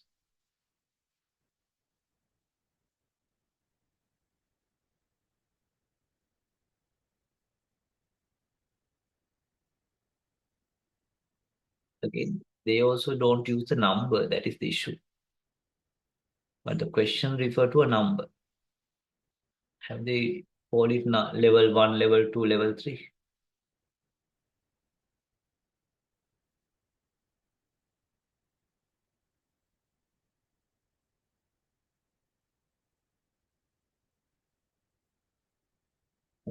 So then how do you start numbering from top or bottom?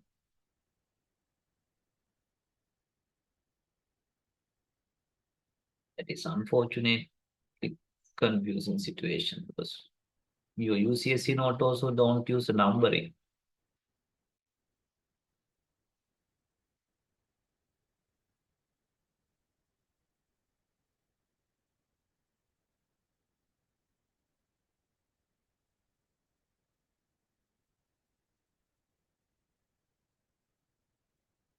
But this is the table anyway.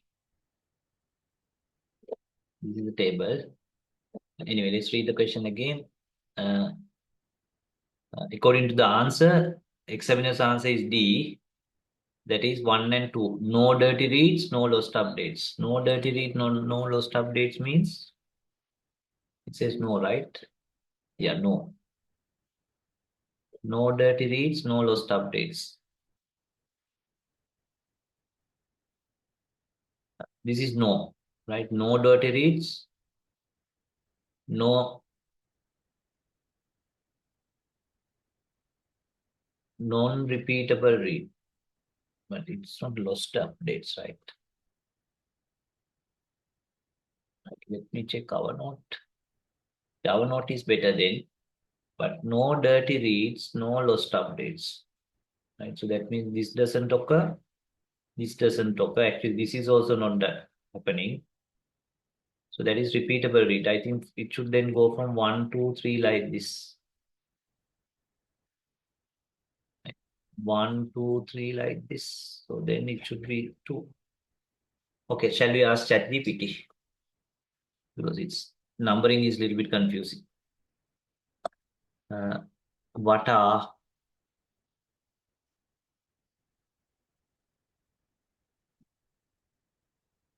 isolation levels in transaction handling?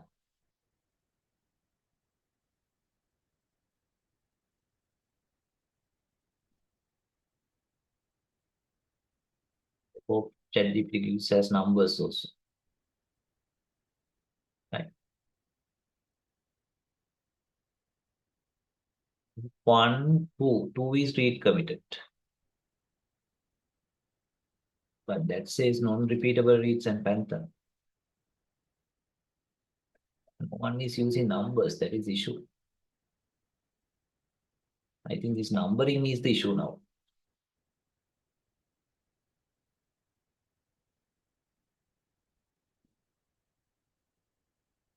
Isolation levels, numbers.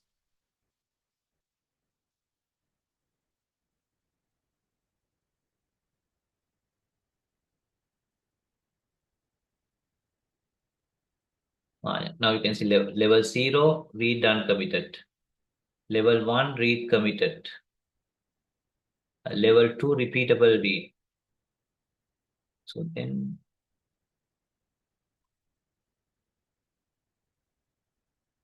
how the phantom reads still available.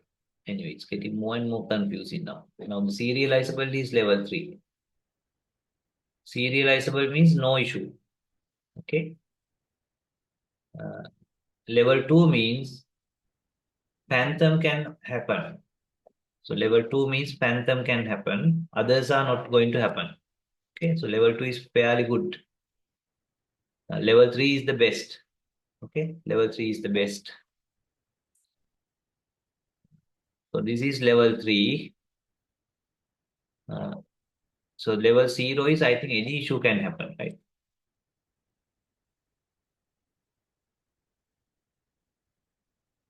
Yeah,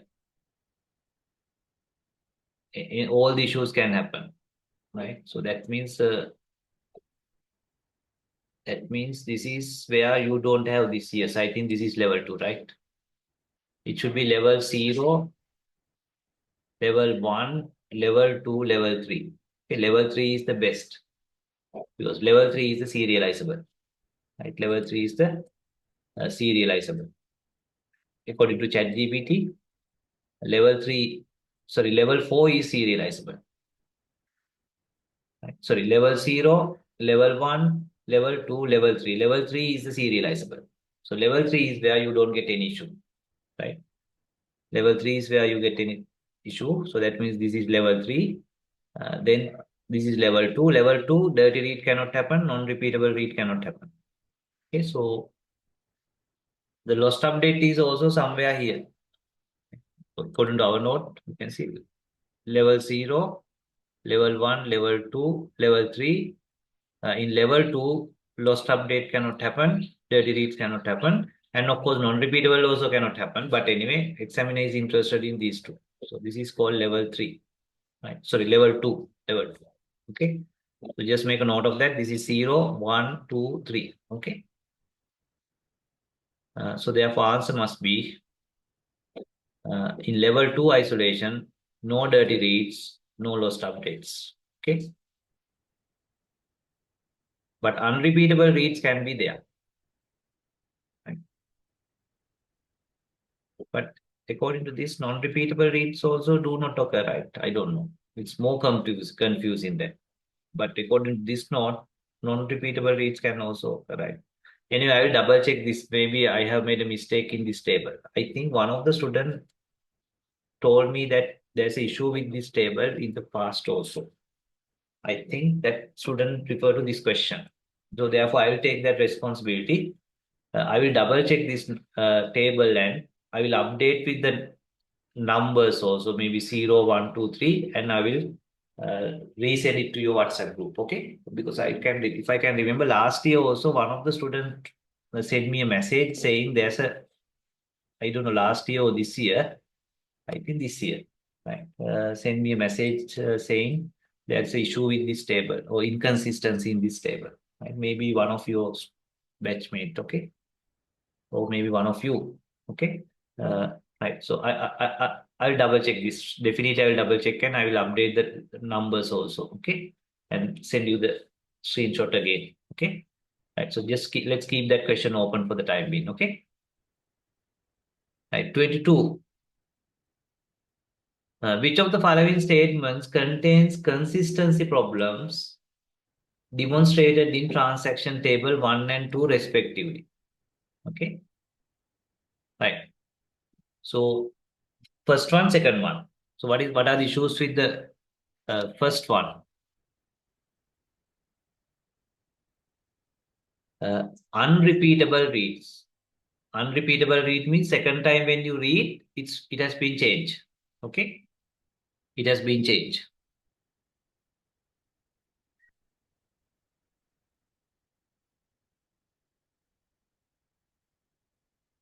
Say this is, you write it, you read it, you again read it, right? So no unrepeatable read issue because unrepeatable read means when you read again, other transaction has written again something. So therefore, I don't think we have unrepeatable read issue.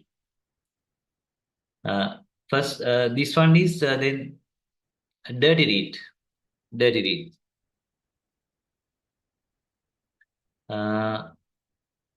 This is written value is read. Yes, written value is read. And now you roll back. So that means definitely dirty read. So therefore, this read value is wrong. This read value is wrong because now you change this value when you have written. Right? You have written. So therefore, this when this guy roll back, you are supposed to roll back also. That is called cascade rollback. Okay. So therefore, yes, there's a dirty read here. This is uncommitted value you have read. Yes, there's a dirty read here. Okay. So that means these are correct. Then phantom means between two reads, someone has inserted the record. Someone has inserted record. That is for the second one, okay? That is for the second one. Respective, yes. So second one, do we have insert between two reads? So this is your reading X, you are reading X.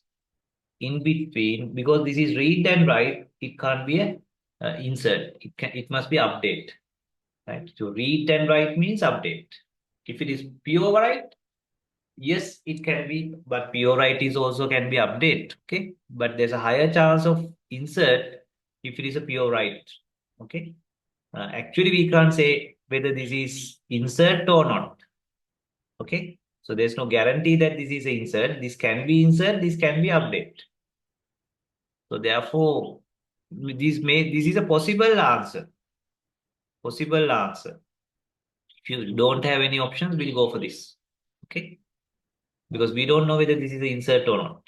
And that means in between reads, right? There's an insert. Right. C. Dirty read is correct. Right. Unrepeatable read. Unrepeatable read means second time when you read, something has changed.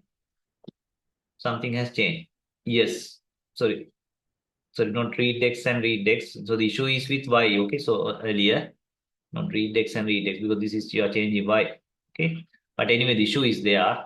Right? You read Y, you read Y. So in between, something has changed. So that means second time when you read, what you read is something else. So first time you read, say 100. Second times, maybe 100 has changed to 150. Now you read it Y again. This can be 150. So therefore, this is guaranteed.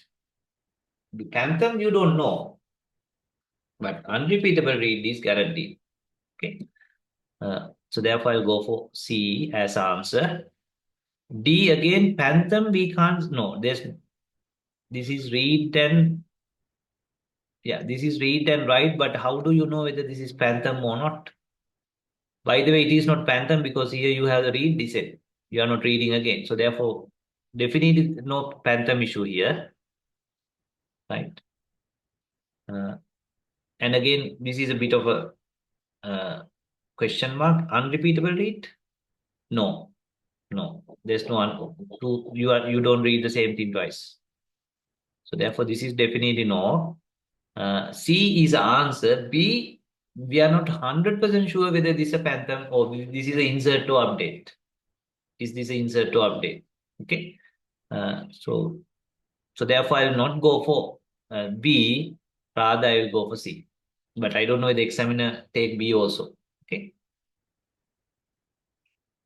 But definitely we can think of C.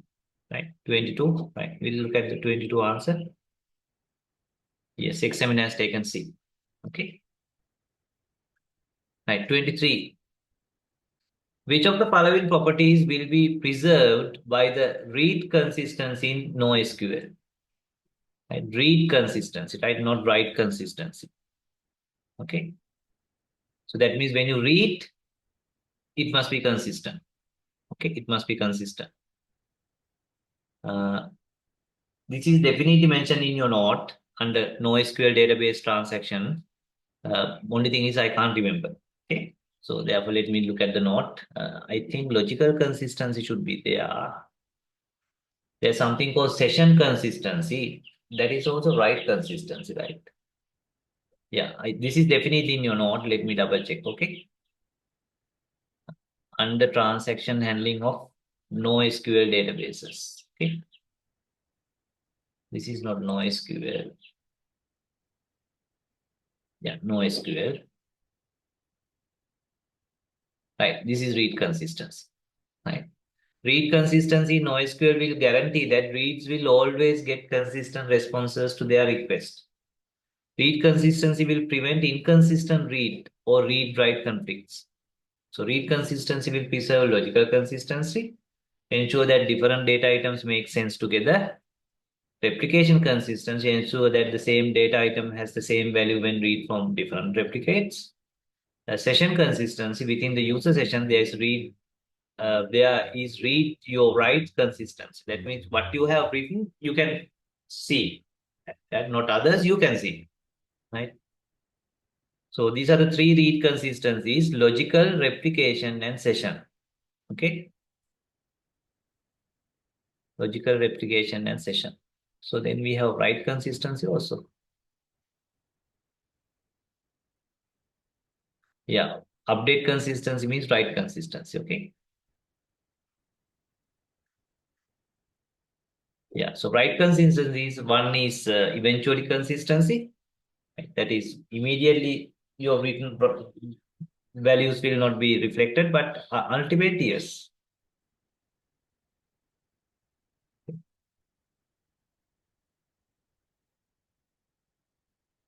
Right. So therefore, answer is, because it's referred to the read consistent, logical replication session. Logical, right? So that means only logical, right? So I'll go for one. That means A. Yes, A. 24. Which of the following is the correct precedence graph for the below transaction? That is easy, right? Right. So let's draw the precedence graph. So precedence graph is drawn only if there's at least one write operation. It must be from different transactions. Okay. Uh, it must be from different transaction. At least one must be write operation. What is the third one? Yeah, those two, right? So at least one must be write. Must be in two different transactions. Yeah, that's it. Right. So let's read.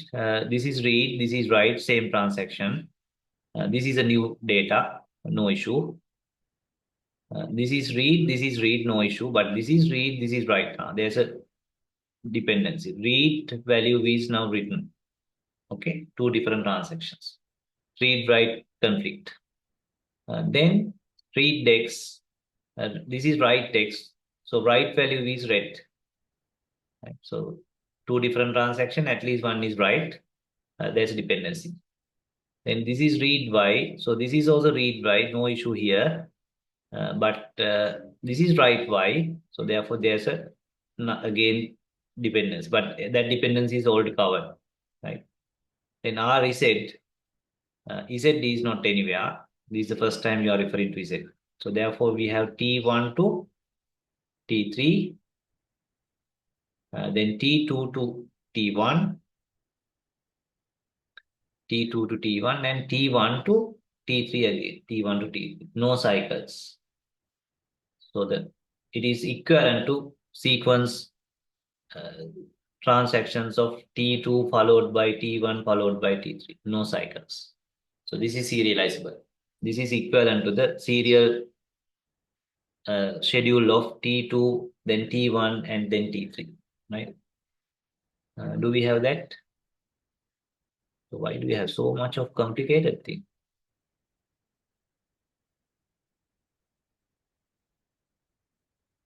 Okay, this is very complicated one. T1 to T2, why? T1 to T2, why? Not T1 to T2, that is T2 to T1, right? Not T1 to T2, right? T1 to T2, why I don't take? So this can't be.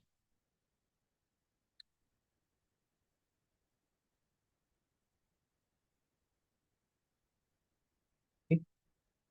There's no T1 to T2. There's no T1 to T2, right? Why? This is rows. So read. This is T2 to T1. What is this diagram? T1 to T2 is everywhere, right? T1 to T2 is there.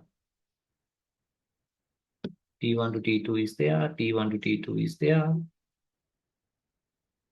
And again T1 to T2 is there. What is this? What kind of precedence graph is this?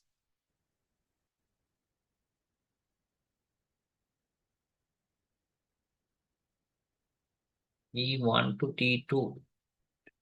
Everywhere T1 to T2 is there. So definitely there's no T1 to T2. This read by this guy has not done anything. This is the first time you read it, and it's only T2 to T1. T2 to T1, but I don't know what is the answer given, because for me all are wrong. 24. Examiner has taken A.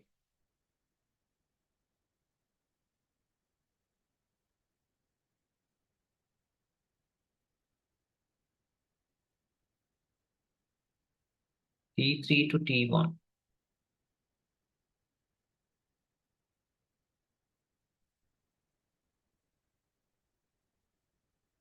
Yes, T3 to T1 is fine because W is set, P is set. That is fine.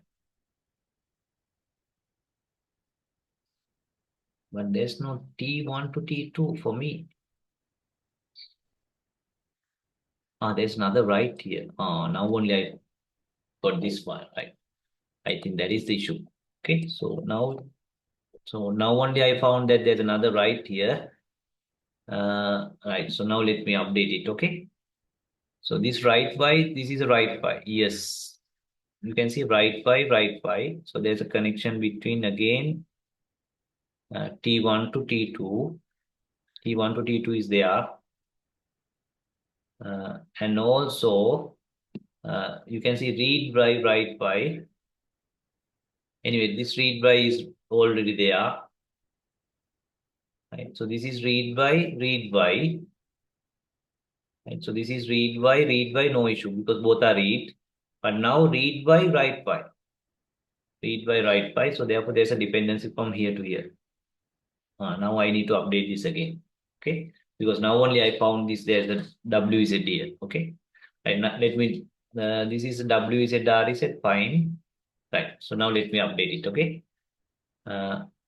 So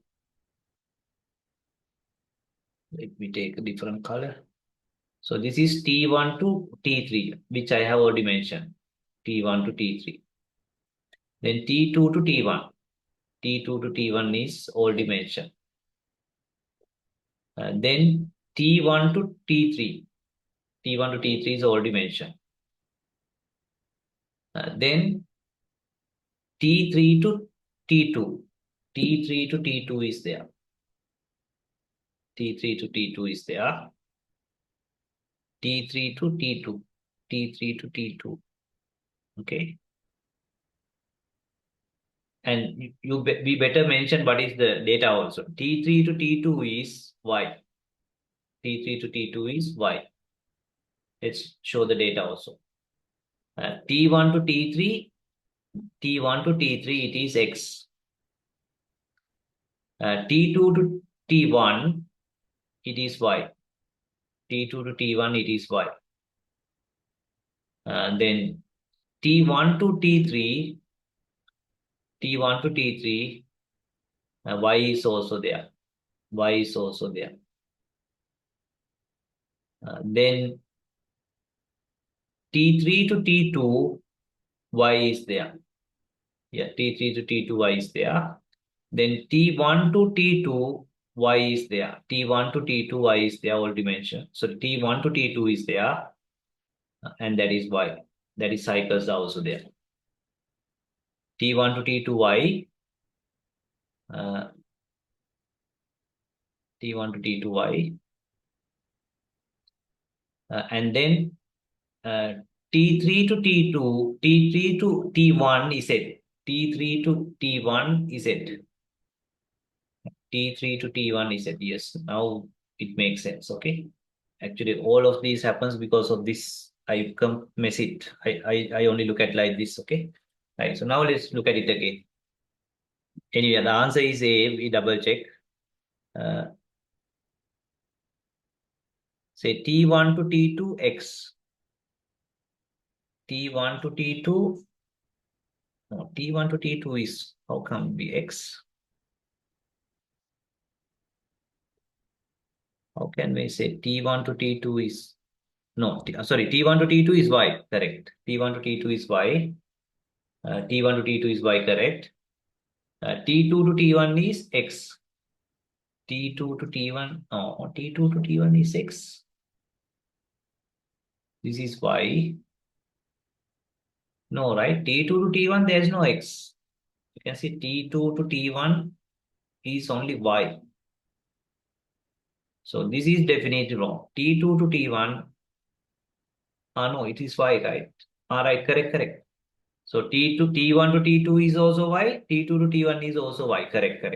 Right. So that is the case in my case also, right? So far first one is okay. Then T3 to T2 Y. T3 to T2, yes, T3 to T2 Y, correct. Then this one, T3 to T1 is it. T3 to T1 is it, correct. Then T1 to T3, X and Z. T1 to T3, X and Z. T1 to, correct. So this is correct. Right. So this is perfectly correct.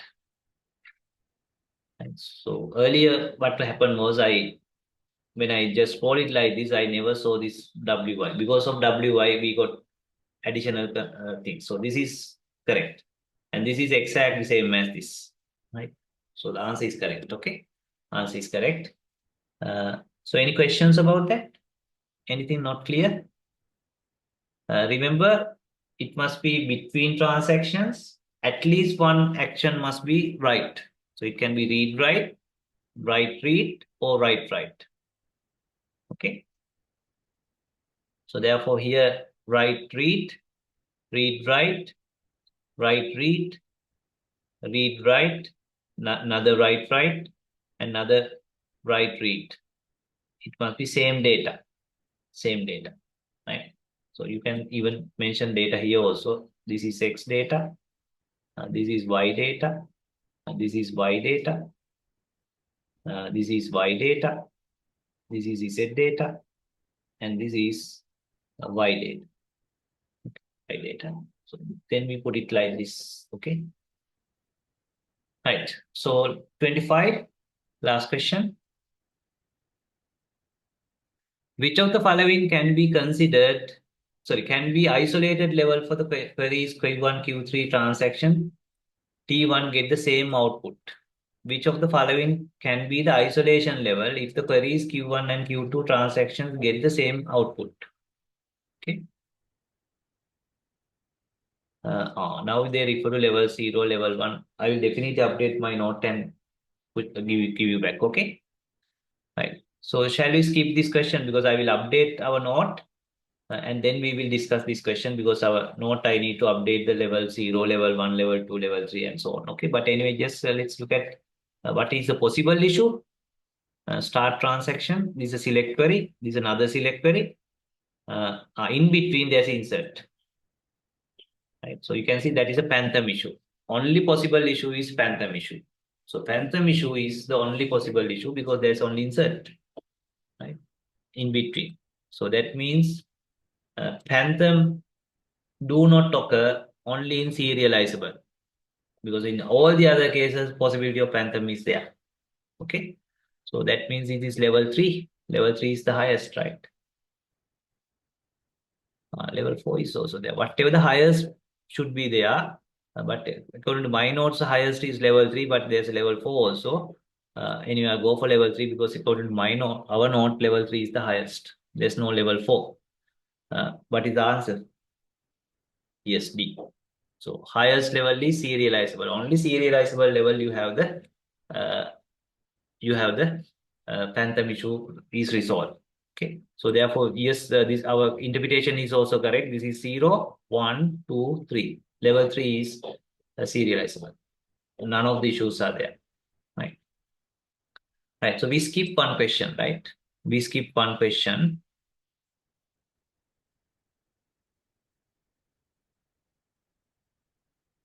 Because it's a calculation sort of a thing. Yeah. This one. Not calculation really. You can see it's huge code. Okay.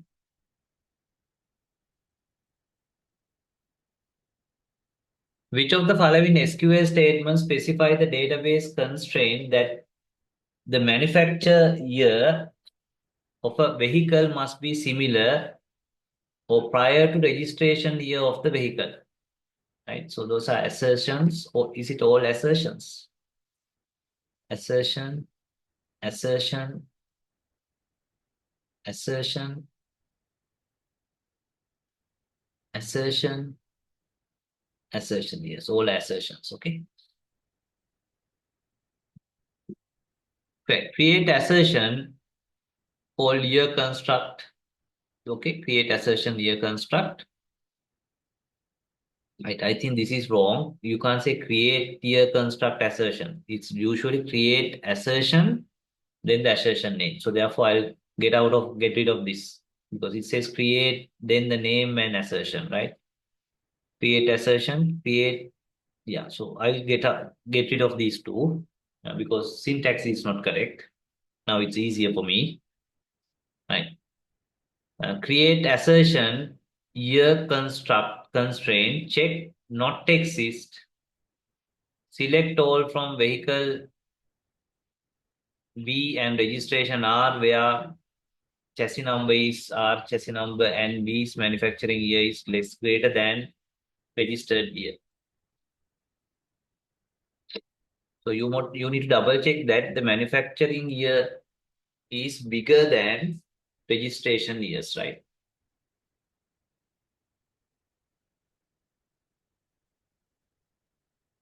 Similar prior to registered year of the vehicle. Text is select all from vehicle B registration R. Sorry, this is not answer. I'm just comparing these two. Not text is select all from vehicle registration chassis number equal R chassis number and V manufacturing is greater than equal. This is greater than, this is greater than or equal to, this is less than or equal to. Now I think it's easier. Right? So this is greater than, same thing, but only these things are different. Okay. So the manufacturing year must be similar or prior to registered year. Right? Manufacturing year must be less than or equal to registered year, right? Less than or equal to. This is manufacturing year is greater than. No, manufacturing year can't be greater than. Manufacturing year can't be greater than. So I'll go for D because manufacturing year must be less than. And manufacturing year is maybe 2012. Registered year can be 2013. So 13 is bigger than 12. Okay. I'll go for D. What is the answer for D? 10. Answer is C. Manufacturing year is greater than or equal to registered year. How can that be? How can we say that manufacturing year is greater than? So that means manufacturing year is 2023. Registered year is 2021. How can we do that? Oh, I don't agree with that examiner's answer. Okay.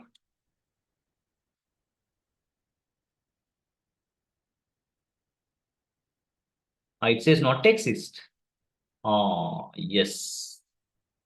It says not exist, right? Not exist. Yeah, not exist. Yeah, there should not this kind of things, right? There should not this kind of things. Not exist. Not exist. Yeah, so then it makes sense, right? This kind of things should not exist. That is, manufacturing year must not be bigger than registered year. Yes, correct. That is why answer is correct. Yeah, thank you. Okay.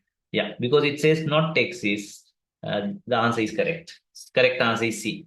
So there should not be this kind of existence. Yes, answer is C. Okay. Right. So that's it. 2022 paper, MCQ. Right. So we are now done with 2022 MCQ paper also. Okay. Right. So today we will concentrate more on MCQs. Okay. So that in the next class we can do the second papers and finish it. Okay. Right. So therefore, after the break, we'll do the 2021 MCQ. Then another separate day, maybe during the weekdays, we will finish the paper twos and finish your subject. Okay. Right. Question number 1. Which of the following is are properties of a transaction imposed by concurrency and recovery methods of DBMS? Right? Concurrency and recovery method. Consistency preservation. Yes, which is one of the acid properties, right? Acid. Atomicity, consistency, isolation, durability. Those are the acid properties, and any other thing also you need to take if it is related. So consistency preservation, yes. There's nothing called localization for concurrency and recovery. Permanency, maybe permanency means durability, right? Because durability, another word for permanent, durability is permanent, right? Repeatable, no, right? There's nothing called repeatable in acid properties. Isolation, yes, right? So I'll go for permanency. I hope permanency means durability. I'll go for ACN and E. ACN E. Yes, ACN E. Acid properties. Okay. Right. Second question. Which of the following needs are true regarding version stamps? Right. Version stamps. So version stamps are used to check whether some other transaction has done some changes during your read and write. Okay. So your read at the beginning, when you read, you have the version stamp, but before writing, you again check the version stamp of the current record in the database, and these two must be the same. Okay. If those are different, that means some other transaction has written before you write it, after you read it. Okay. Right.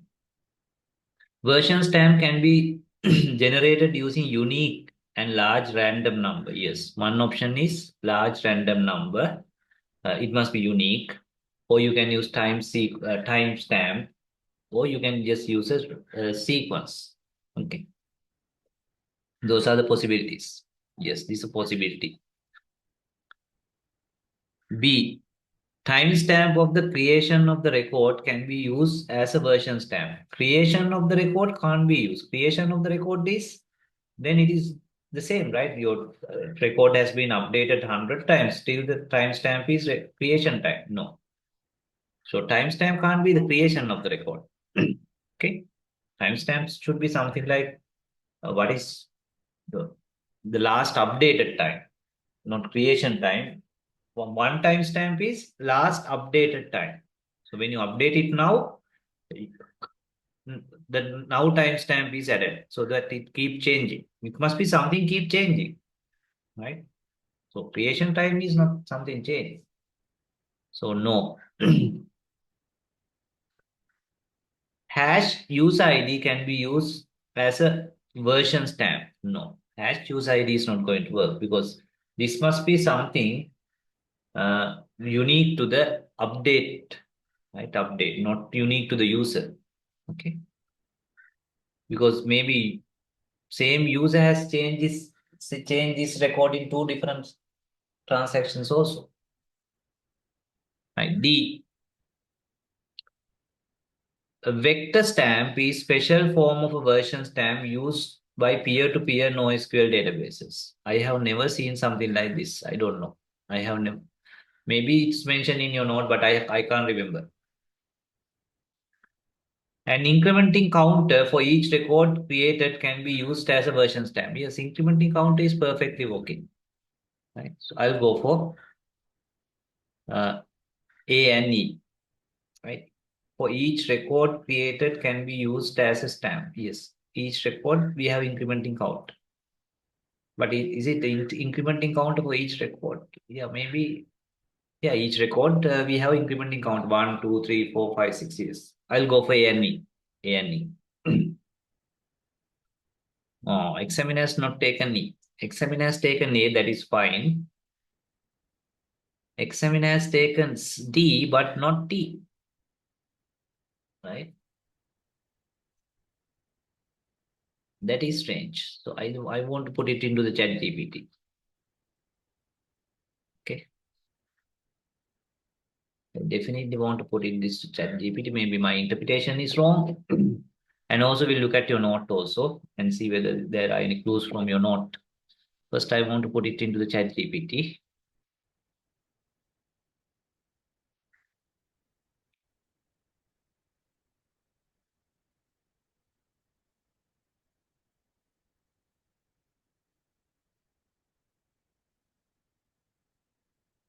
So the examiner's answers are A and D.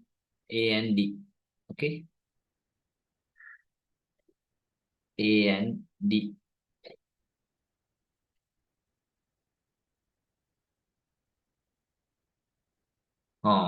You can see ChatGPT says all are true. A, B, D, E are true. Right. So my answer was anyway. ChatGPT's answers are A, B, D, E. Of course, hash use ID is not going to work. Okay. So my answer was A. I did not use B. Uh, this one was I was not sure. I took E. You can say ChatGPT also has taken E. Okay, ChatGPT has also taken E. Anyway, A is there's no disagreement. Everyone says A, but UCSC answer they don't have E, but ChatGPT says E. I also feel like E is correct. But anyway, let's double check whether your note has any specific thing mentioned. This is basically transaction handling uh, related to NoSQL, but of course it is done in relational databases also.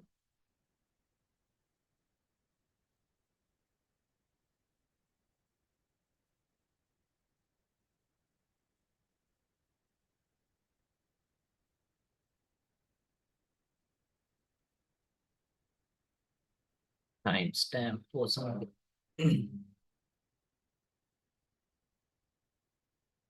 Yeah, so you can see uh, one is version stamps. Uh, Version stamps field change every time. So it must be something that change every time when underlying data of the record change. So that is why record creation time is not a possibility. System can not the version stamp when reading, yes. So it read the version stamp at reading and then writing again, check whether it's the same. If it is not same, some other transaction has changed it. Okay. Change before writing the data. So that is the whole idea of using version stamp. Okay. If those two are different, you don't do the update. Right. So that because it has been changed by some other transaction. Right, so these are the possibilities in according to your note. Using an incrementing counter at each update of the resource, right? Incrementing counter. So then why not this one? And incrementing counter for each record created can be. I think the word created. I think the examiner has confused us by using the word created. That is incremented counter for each record created. But anyway, that's fine, right? I think examiner has deliberately try to distort that statement to make it wrong, right? Maybe using the word created, okay? Anyway, that is very bad, right? So created the global unique identifier, which is a large random number that is unique. Make the hash of the content of the resources because every time you change, right? So you will get a different hash. Use the timestamp of the last update. So that is the most widely used. I think so. Counter is correct, but examiner has tried to make it wrong by saying counter created at the. I don't know. Anyway, I don't know why E is not answered. Okay. But anyway, examiner has taken D. D uh, vector stamp, but it is not mentioned in your note. But maybe possibility, right? There's nothing called vector stamp here. Okay. Right. So then process and cons of each and every version, incrementing counter, versions tag, global unique identifier, that is random number, large random number, hash of the content, because every time you update, you will get a different hash. And the timestamp of the last update, that is the most widely used. Vector stamp. So vector stamp is a special form of a version stamp that is used by peer-to-peer NoSQL systems. A vector stamp is a set of counters that are defined for each node. So that means each node has its own counters. Let's take this example. Assume there are three nodes, A, B, and C. Vector stamp for these nodes may look like A10, B15, C5. Okay. When there is an internal update, the node will update its counter. Okay. So that means a B node has changed it to 16. Okay. Therefore, an update in B will change the vector stamp to 16 because other nodes, the value is not changed. Only B node has the update now. Other nodes are not aware of this update. Whenever two nodes communicate, they synchronize their vector stamps. Okay. So that means they need to time synchronize because then the other nodes know that there's issue because earlier it was 15, now it is 16. That means that change must be reflected on you. Okay. Right. So therefore, vector stamp is also possible answer. Correct answer, right? So that is why examiner has taken that. Okay. Right. Third one.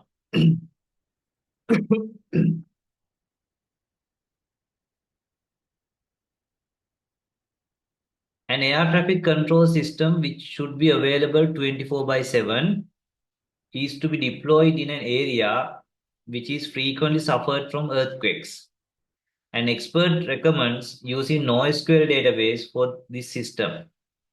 In your opinion, which of the following processors provided by NoSQL support this expert's recommendation? Okay. So there are frequent earthquakes. So earthquake means there can be your data, your physical servers might be disrupted time to time because there's an earthquake. No power, server is destroyed. Okay. Uh, Flexible data modeling, scalability, replication, verification, testing. So when there's a earthquake, what happens? Some sites are not available. So then what you need is same data is duplicated. So that when this is not available, maybe this site is available. So that is replication. Scalability is when you need more and more performance. That means your number of users are getting increased. But this doesn't talk about like that. It's all talk about earthquake. When you have disasters, you need the same data duplicated. Same data duplicated so that when one site is not available, other site is there. Okay. Replication, right? Third one. Yes. Fourth one. A leading telecommunication provider in Sri Lanka who provides mobile broadband, home broadband, television, and international roaming services wants to capture more information about customers, including their personal details, a transaction regarding different services, big data regarding cell logs and web history, and wants to make predictions using consumer pattern. The marketing department requires simple view simply view all these surrounding information and connections related to one customer. While the following databases are more suitable to facilitate, it looks like sort of a graph related thing, right? මේ කියන විදිහට නම් නේද? So many things related to customer. So many things related to customer like uh, web history, call logs, right? Different transactions, personal details. I don't see any reason for go for key value. Why or document is if you have so many invoices and blah blah blah, right? Uh, Not relational according to this one. So I feel like the graph is the because so many relation and also they need to analyze marketing purposes. So usually marketing purposes you need how things are interrelated. I'll go for graph. Yes, it is graph. Fifth one. Kamal who works as first read the question, okay? Uh, right. Which of the following NoSQL feature would explain the above scenario? Now you can read it better. Again, read the answers also. Availability, replication, eventual consistency, scalability, and transparency. This should be easy question. Kamal, who works as a software engineer in Sri Lanka, has posted comments on famous YouTubers' video.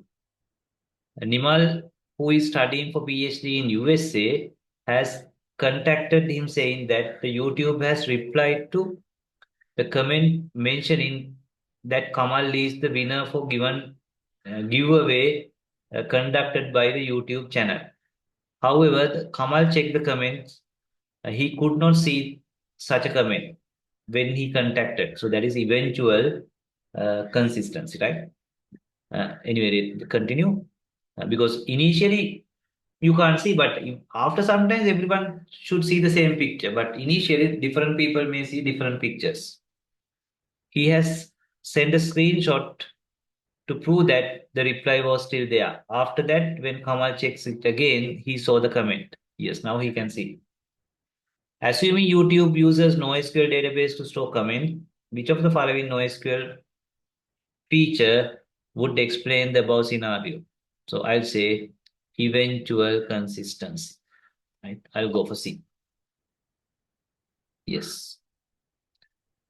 6-1. Which of the following scenarios could store data as unstructured data? Unstructured data. System in a school where students' attendance is stored, so that is structured.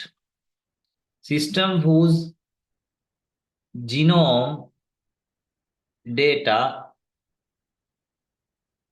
from different organism is stored. I think genome is genetic. Okay. I hope.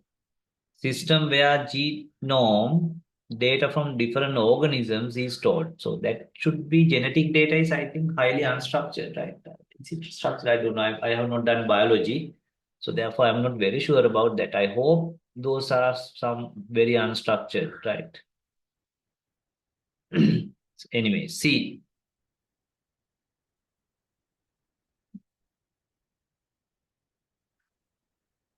A system where birthdays of people from different countries are stored. So that you can go for structure.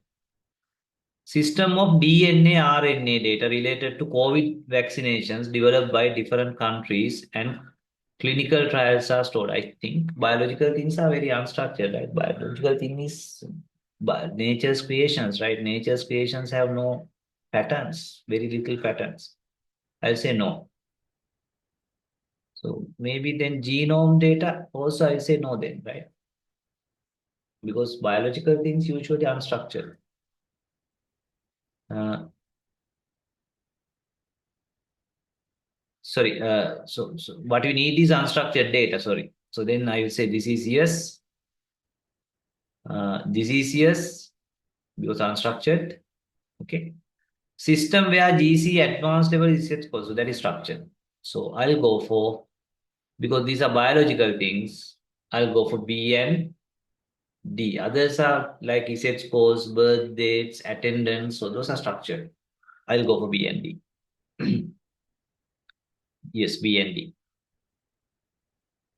7. Which of the following statement is a true regarding transaction states?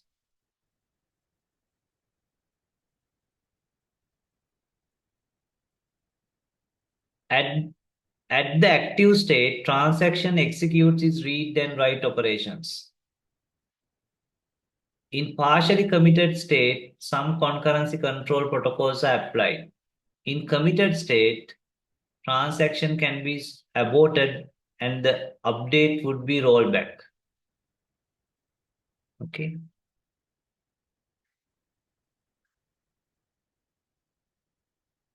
If it is committed, you can't abort it, right? Committed means all are finalized. So therefore, 3 can't be the answer.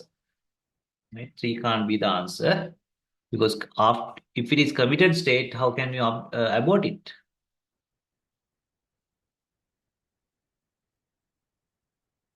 At the active state means still it is not committed or rollback. Okay.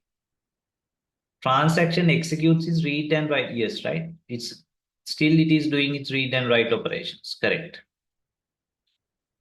Actually, after reading all three only, I got some idea about what is this question.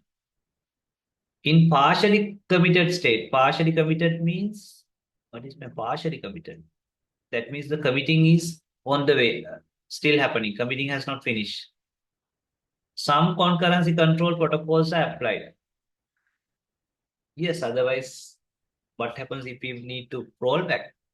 Because this part is committed, this part you can't commit. So then again, you need to roll back. So this state, yes, you need some concurrency control protocol so that still there's a possibility of rollback.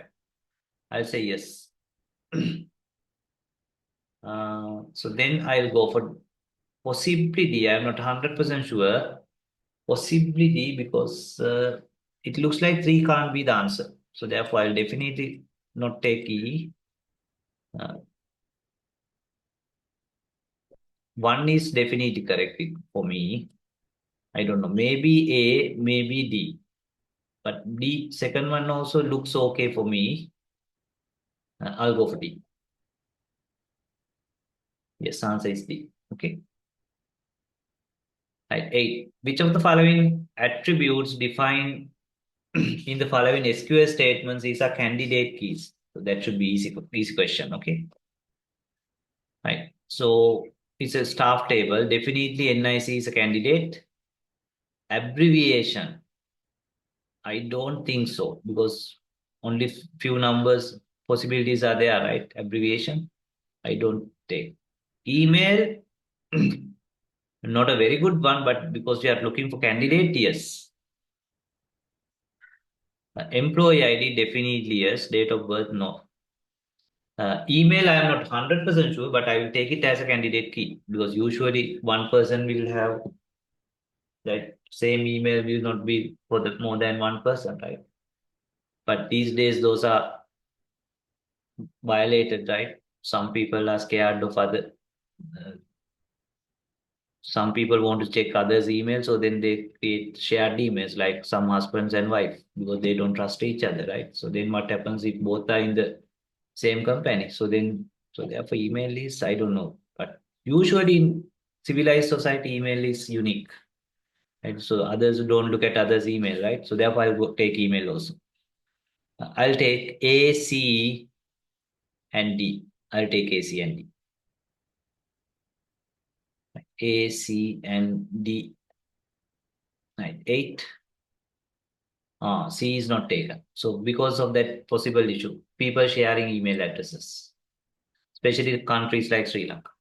Okay. So usually people tend to share email addresses, right? Husband and wife, father and son, and so on. So therefore, yes, maybe C is not a good answer, right? So answer should be NIC and employee ID. NIC and employee ID. Right. Ninth question. Consider that the query given below is frequently issued on the employee table. Which of the following index structure could be used to make the query efficient, right? So that query should be related to salary because you filter it by salary. So you want to get on only the records where salary is greater than 5,000. So therefore, I'll go for index based on salary. Okay, first thing is it must be based on salary, not anything else. So therefore, I'll get rid of other things like e-name, designation kind of things. I'll only keep salary related things. Okay. Then which one is the best? Because it's a range.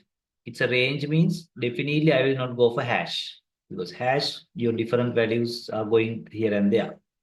So therefore, I will not go for this. So when you have a range, best one is B plus because B plus the leaf nodes are linked list. Right? So that you can go for the next. Okay. So therefore I'll go for B plus. Right? Range queries, the best one is B plus. I'll go for E. Yes, examiner has taken E. Okay. So bitmap is when you have something like gender and something like that. Okay. Small amount of possibilities like GPA and so on. Right. 10. So which of the following statement is are true regarding heap files and sorted files? Okay. Heap files means you just add it to the end. It's unsorted. So just your records you can add it to the end. It's not sorted at all. Sorted file means it's sorted. In sorted files, new records can be found at the end of the file. No, sorted file, new records must be added to the correct sorted position. Definitely no. In heap file, binary search can be used. No, heap file, how can you do binary search? Because there's no sorting. Record insertion is quite efficient in heap file. Yes, because you just add it to them. Right? That is the only advantage of heap file. All others are terribly slow. Okay, but this is correct. Go for only three. That is C. C. 11. It looks like this paper is easy, but remember this is 2021. I think this is the first paper after they changed the syllabus. So by that time, they had not even published the content properly. That is why they have given a fairly simple paper. Okay, but 2023 paper is I think fairly challenging, which we discussed in the previous day. Consider that the query given below is frequently issued on the employee table. Which of the following index structure could be used to make the query efficient? Right. So it's related to designation.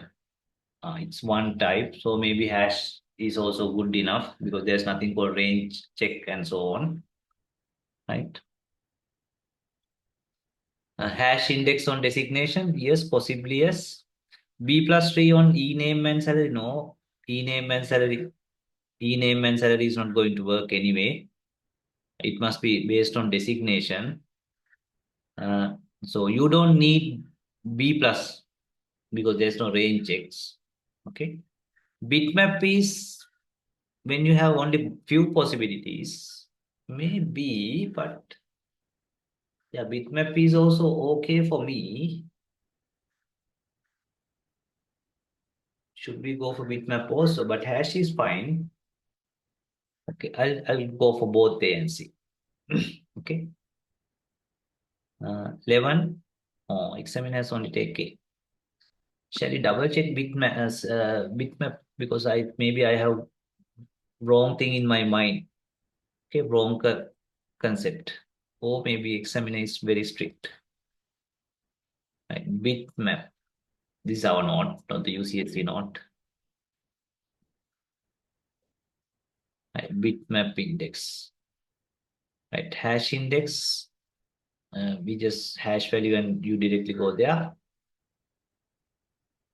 Bitmap. The word bitmap comprises bit and map. A bit is smallest unit of the data compute, blah, blah, blah.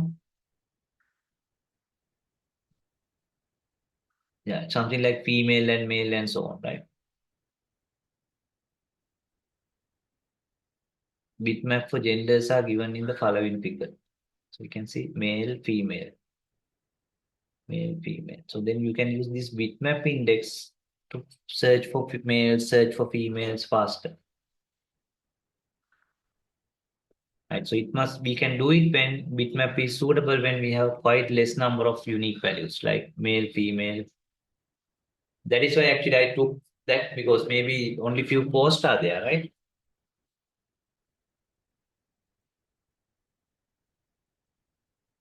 Still, I feel like bitmap image is possible because there can be only few posts, maybe manager, operator, and so on, right? So still, I feel like bitmap image is also possible. Actually, my logic was correct, but examiner has not taken bitmap. Okay, maybe examiner has only look at this query, only look at this query. Okay.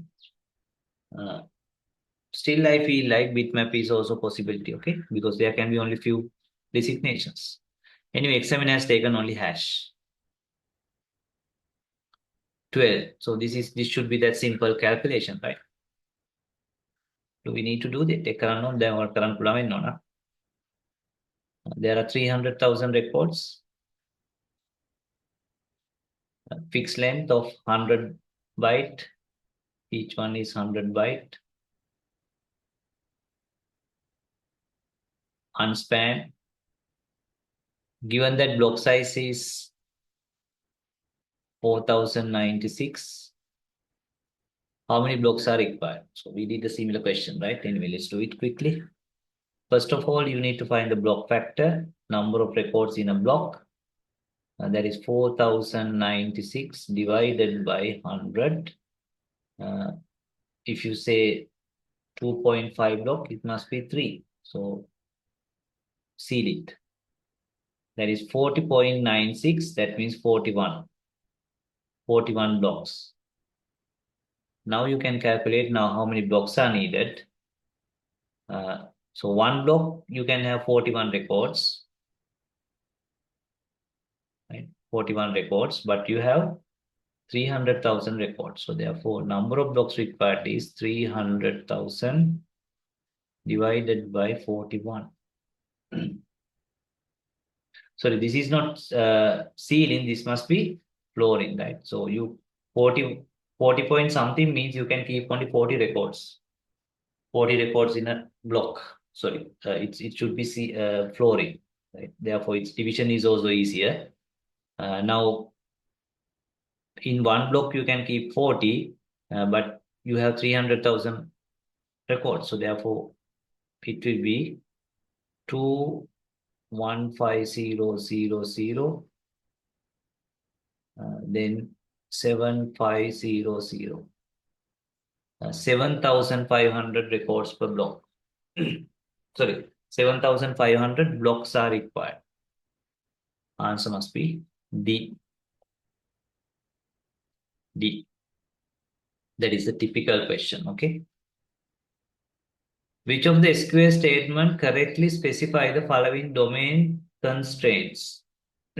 Domain constraints, okay? So business rules. Number of wheels must be greater than 2. Number of passengers must be greater than or equal to 1. License plate number doesn't duplicate. It must be unique, okay?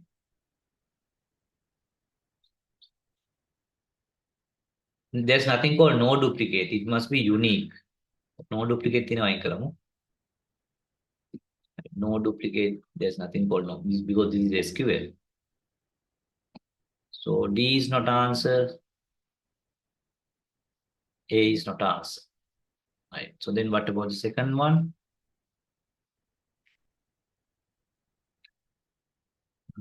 Unique. Okay.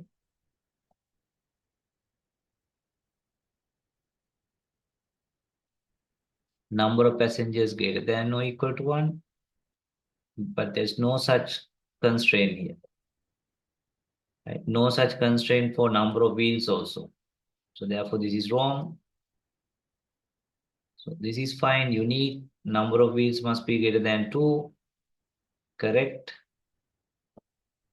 Number of passengers must be greater than or equal to 1. Correct. Both are there, right?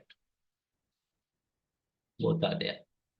Of course, you can do this separately as constraint also, but giving a name, but this one, it's in the same field. You are referring to the same field, okay? So that is fine. It looks okay for me so far, but let's check the others. Unique, fine. Number of wheels must be greater than 2, correct.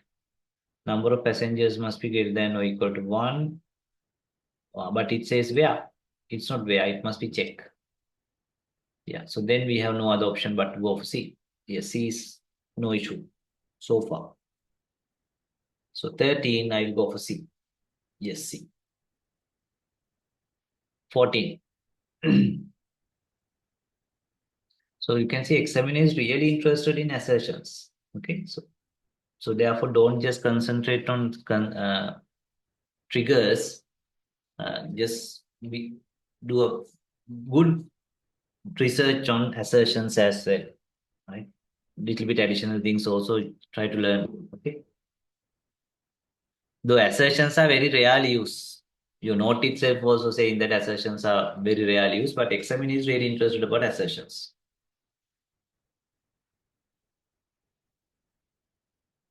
Assertions are defined on schema level. Yes, assertions are not defined for table level.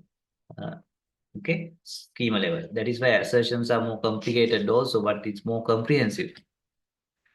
Shall we read the note on assertions first? Because examiner seems to be very interested in assertions.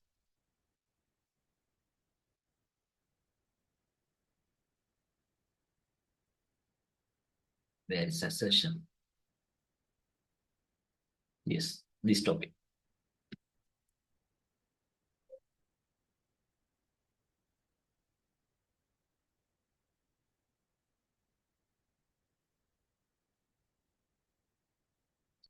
The two things are triggers and assertions, right? Right. Assertion is a condition that allows entering valid values to the data tables. It gets enforced on any number of other tables or any number of other rows in the same table. So that is why assertions are more flexible. Assertion differ from check constraints since assertions are defined on schema level. That means your assertion may refer to multiple tables. Now remember, the triggers are for one particular table, right? It's when this is inserted, when this is updated, this is deleted. But assertions can refer to more broader conditions, okay, and which can span multiple tables. Assertions are defined on schema level. Check constraints related to one single row only, and hence are defined on column or table level. So that is check constraint. Check constraints are uh, either the normal check constraints in the table creation or even triggers. Enforcing assertions are complex in nature. Therefore, most of the DBMSs do not support it. You can see most of the DBMSs do not support, but examiner is really interested.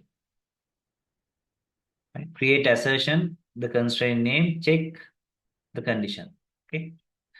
And these can be very broad conditions. Right? Check not text is select blah blah blah blah.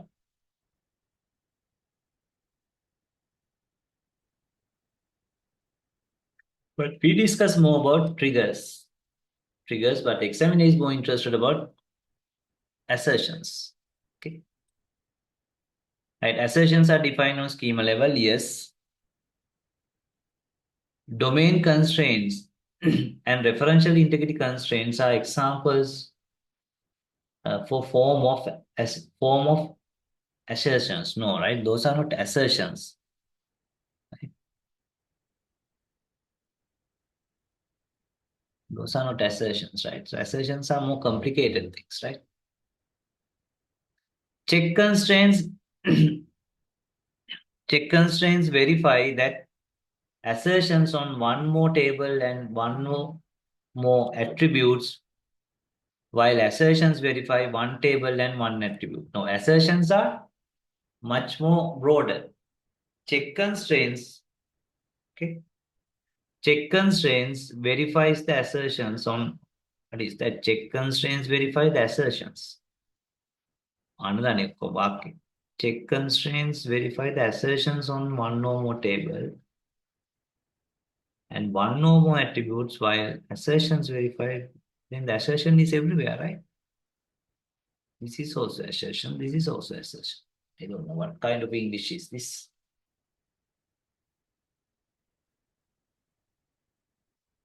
But check constraint usually doesn't refer to more tables, right? I don't know. I can't understand this English. Right. D. Check constraints verify the assertions on one table and one attribute, while assertion verifies one or more table and one or more attributes. So second part is definitely correct. Check constraints verify the assertion on one table and one attribute. Is it always one table and one attribute?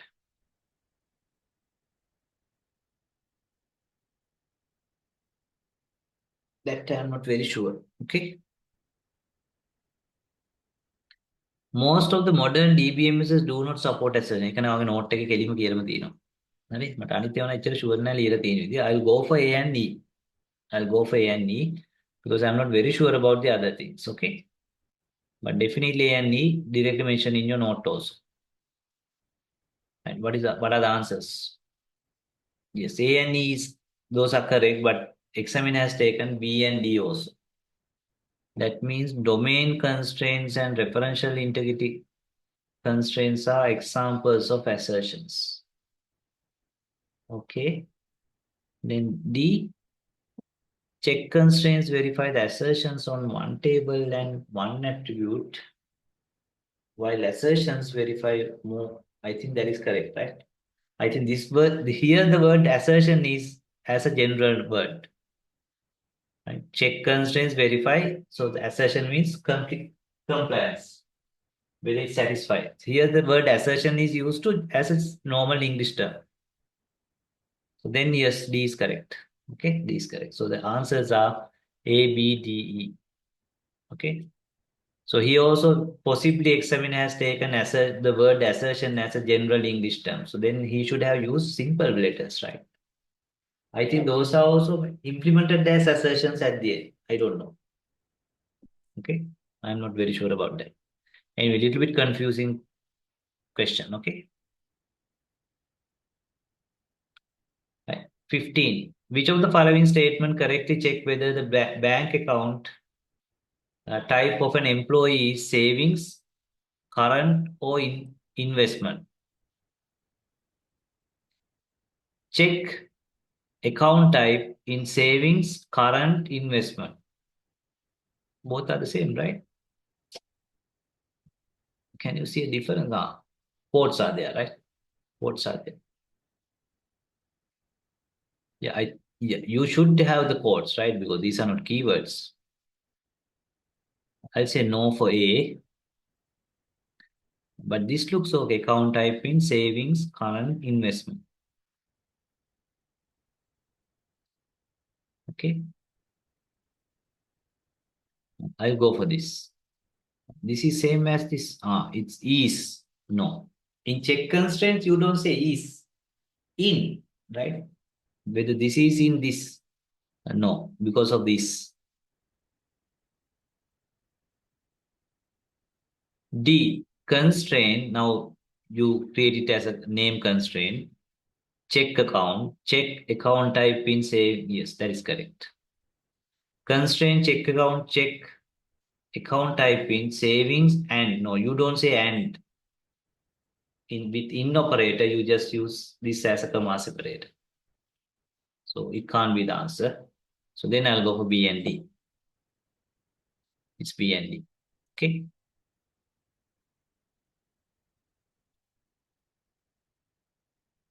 Sixteenth. Consider that the existing payroll table in the company database need to be altered to incorporate constraints, three salary types along with given condition for each salary type as given in the following table.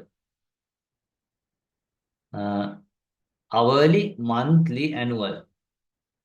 If the salary is less than 1,000, hourly. If salary is between 15,000 to 200,000, it's a monthly. Any amount is fine. There is annual. What does that mean? Any amount is fine.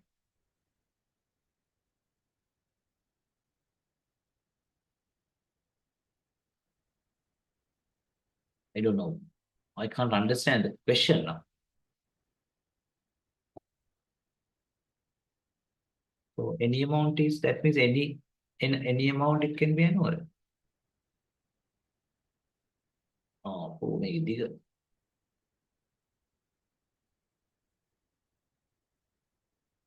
Okay, let's see whether there are obvious wrong values actually. Alt table payroll at constraint, check salary and type, check salary type in hourly, monthly, annual, and salary greater than 50,000 and salary less than 20,000. එහෙම දීලා හරියනවද? ඔක්කොටම එතකොට එන්නේ ඒකනේ. I don't think this will work. It's because it's not very specific.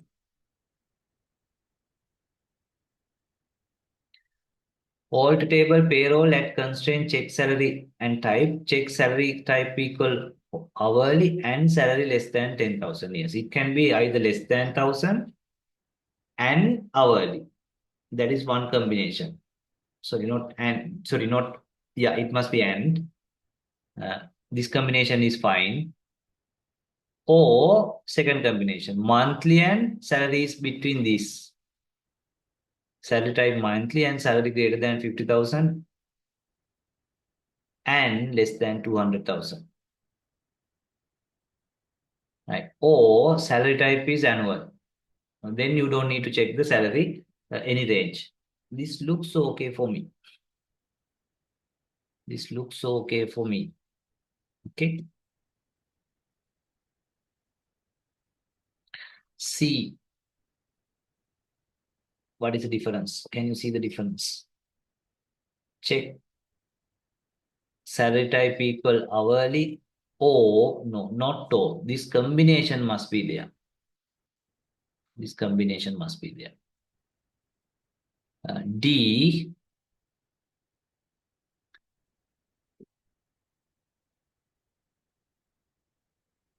salary type is hourly and salary less than 1,000, or salary type is monthly and salary greater than 50,000 and salary less than,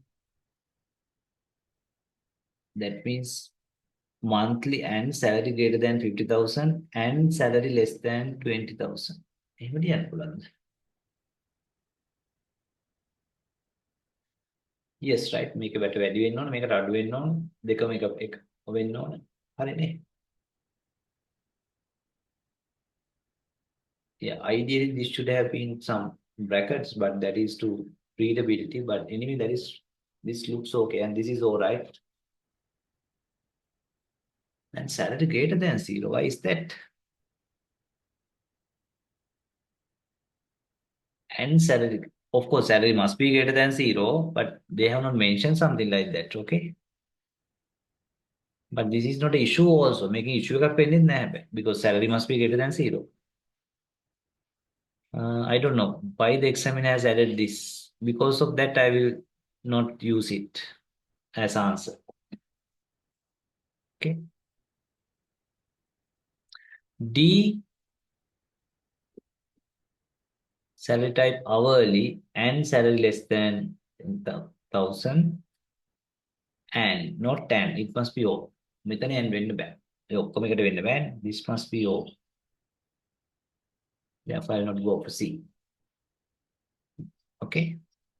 Right. So my suspicious answers are B and D. I will go for B and D. B and D. This is 16. Yes, B and D. B and D. Okay.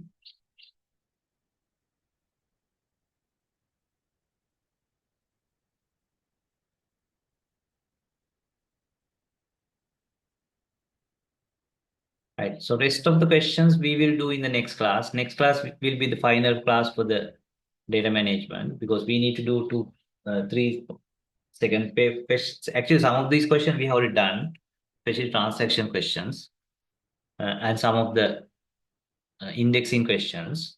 So therefore, we can do it fast, and then we'll do the rest of these questions. That is question 17 onwards of the 2021 because I have another class in the afternoon. Okay.